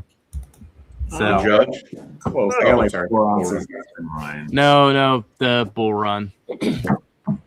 I knew it wasn't going to survive the night. I thought I was actually going to blend it with other things, but no, I just drank it straight. It was dumb. I need something else to come out. I need another one of those single barrels to hit because I just keep hitting that bull run, man. Like I'm addicted to that thing. Mm-hmm. It's bad. Pick's supposed to be released. Pick. We're just waiting for them to give us the word. As far as we know, 5 or 6 have been bottled. So What is it? I think Obtainium. Julie? I think so. Do you think maybe next month or maybe September or? Oh gosh, I mean, I'm hoping Jay give us word next week, like, because we got to get moving on some of them because they're all bottled. Like half of them are bottled already. So yeah, we got to space them out as best we can when the time comes. But I think the Obtainiums will hit first though. The rye and the Canadian rye that was finished in the Armagnac. I think those are the ones that'll hit. That one, they're both incredible. Yeah. He really showed his best stuff for us and with Trev that night. Like those, I mean, any of them were great, but they just kept progressively getting better. Can't go wrong. Out of those. I think we got spoiled. We got spoiled with Trev on that one. I feel like that helped us out there. Well, I think you were some of the first to do picks, so I think that helped too. Yeah, we probably reached out to him immediately. Yeah, and he was like, "Hey," so yeah, he sent us the goodies. Yep, agreed. That rye is just then the Canadians just But what's interesting though, and I'm gonna have to go back to my spreadsheet. So the one thing that we do like to do with our picks is we're going to do another Sweet 16 tournament. So we'll have a blind flight tournament of all of our picks. And I think we're either at barrel 14 or 15 already. So whatever drops first is in the tournament this year. And then the next release goes to next year. So there's also an interesting dynamic of, is it the Obtanium that closes the bracket, or is it the Copper and Cast that closes the bracket? I'm not quite sure. But it's never our top 16 that released. It's our top 16 that we voted in terms of scoring, right? No, our picks, Darrell. Like, yeah. So it's all of our picks after our first 16 or another 16 tournament like we did last year. Oh, I thought we voted to see what was top. I'm sorry. I thought that's what it was. Not the general release tournament. Our pick tournament. Oh, we did a you're tournament right. of picks last year. Remember? Yeah. So we are at the stage where we get to do that again. Yeah. Well, but I don't know what's going to complete the bracket. Will it be the Obtanium? Will it be the Copper and Cast? Will it be the Huling? Depends on one of them is getting into this tournament.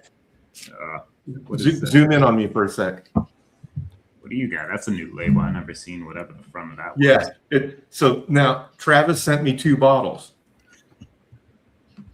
Colon cleanse. Clear passage. Neck. What is it? What the? So I think I know what he's done here because I know what these are. Is it an Elkwood?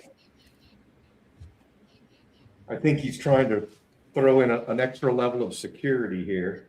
It looks like an Elkwood freaking, like, kind of like label-ish. It's the total. Yeah. So, okay. So what he did is he put a layer of, cellophane on it, put this label on right here, and oh, good grief. Oh, it's the Elkwood underneath it. Oh, Travis. That fevered imagination of his. That's crazy. That's awesome. That is. That's as clever as it gets. Somebody has fake too much time labels on their hands. That's pretty funny though.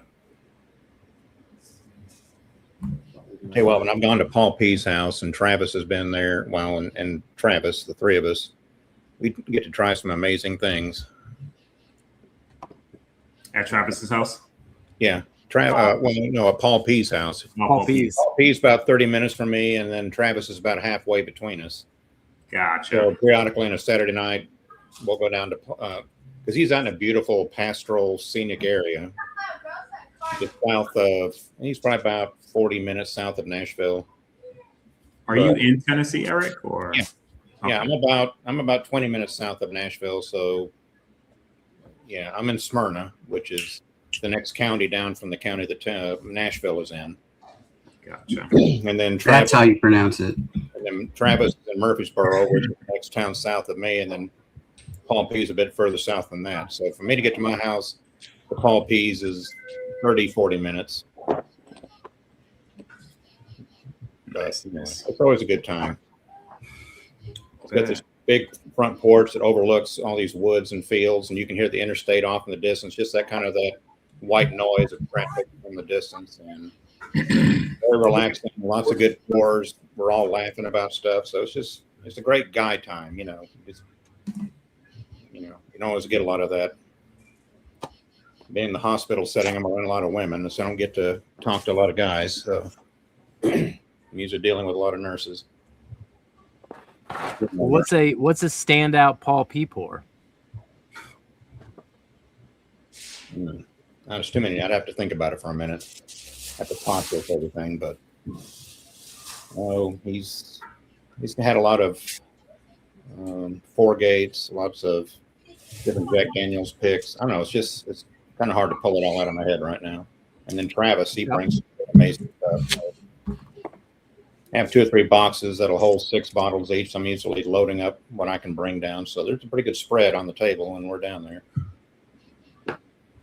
And Paul usually has pizza and chips and dips and, lots of things and plenty of water to stay hydrated. So it's a fun time. SVP. Yeah. I was thinking about some 4-gate earlier tonight. I was drinking some Kelvin 3. It was pretty good. Three. Ugh, can't remember what 3 was. 3 was Kentucky bourbon finished in ex-sherry / rum casks. Keep hoping I'll stumble across a Port Perry somewhere, but I've not had any luck. I think that's probably long. That bottle. It's one of the very few that I want that I don't own. You are a few months shy on that request, unfortunately, because I could get that for $60 at Party Source. I've definitely tried it. Tried it at actually Bourbon on the Banks. I think Blake brought it, but yeah, for some reason, never got around to grabbing one. Josh Stuffing Whiskey. I was up at his house visiting him and Aaron a while back, and they had it, so I got to try it at his house. But by the time I got to the liquor store he got it from, they had just sold the last one about an hour before I got there. They're in Tennessee too, right? Yeah, they're only about 20 minutes from me. They're Nashville, right? Pardon? Isn't Josh and Aaron in Nashville? Yeah, they're in Nashville. They're about a little closer to Nashville. As far as them being halfway between me and Nashville, they're a little closer to the Nashville side than my side. But I can get to their house, and depending on traffic, in 20 minutes maybe. Gotcha. Yeah, that's close.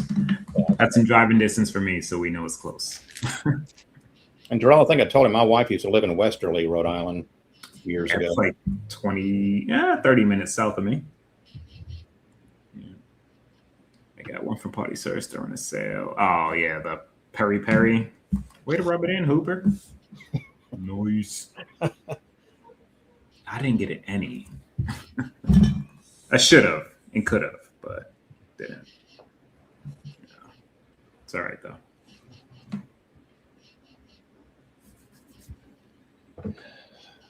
It'll be interesting though. I need just a little more. Bill and Bob come back. I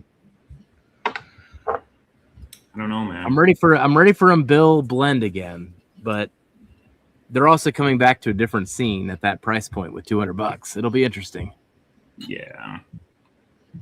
I think the thing is they have the flexibility, or I think they have the flexibility to kind of change that price point with what the barrel prices are right now. You know what I mean? Like, you don't need to charge that amount and have some good whiskey. So we know they can blend well. So like, just take advantage of what these prices are right now and just kind of, create something that's interesting. That's how I see it, because prices are stupid. $900, 9-year whiskey. So that's where I see it.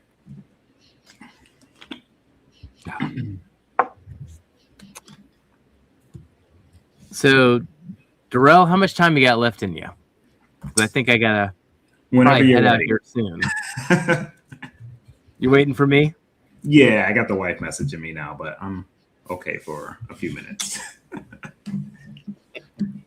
Well, we have surpassed 11 our time. That was kind of my cutoff. So, thank you everybody for joining us here tonight. Still got lots of people in chat. Appreciate you supporting us here. And then, man, Darrell, what do we got next week? You got anything on the books next week? No, but we'll figure it out ASAP. Not on paper, but we'll get it going. I think I'm going to send you guys a blind and kind of do our little thing that we did with you 2 weeks ago. All right. And I think so we'll figure that out. If I'm going to see you at the Barrels for Hope Gala, and that's going to be some fun. Toby, I'll see you in a couple days. Yeah, buddy. But for everybody else, is there anything you haven't tried that you want me to bring that you know that I've got that you're curious that I might have? It's a tough question. Do you have any on the board? Some 1989 old. No, I'm not. That's the other guy. That's Daniel. 89 OGD. Right. I sent you a sample. Didn't I send you my sample of that? Or a sample of that? You have. That's why I brought it up. Like, Okay. yeah, we're going to say something, man. Let's just shoot for the moon. Why don't we just go over there? Yeah, sense. So. No, nothing top of mind, Toby. Like whatever's on your agenda. I'm gonna bring. If there's something that if there's something that you know has come out, you know, in the last year or something like that that maybe you didn't have a chance to get, let me know and I'll make sure I bring it. All right. We can discuss. Yeah, I'll send you a text. All right. But Joe, thanks for hopping on. Eric. Yep. Man, I still got to get to the Irish blind. It's going to happen soon. It's been on my mind for like 4 to 5 weeks now. I'm going to get to that blind. I've been going through some of these. Well, not that, but different stuff. Oh, I've got a good time ahead of me. But thank you everybody for joining tonight. We will catch you on the next Whiskey Wednesday. Good night, Jeff. Bye, bye. Good night, everybody. Cheers.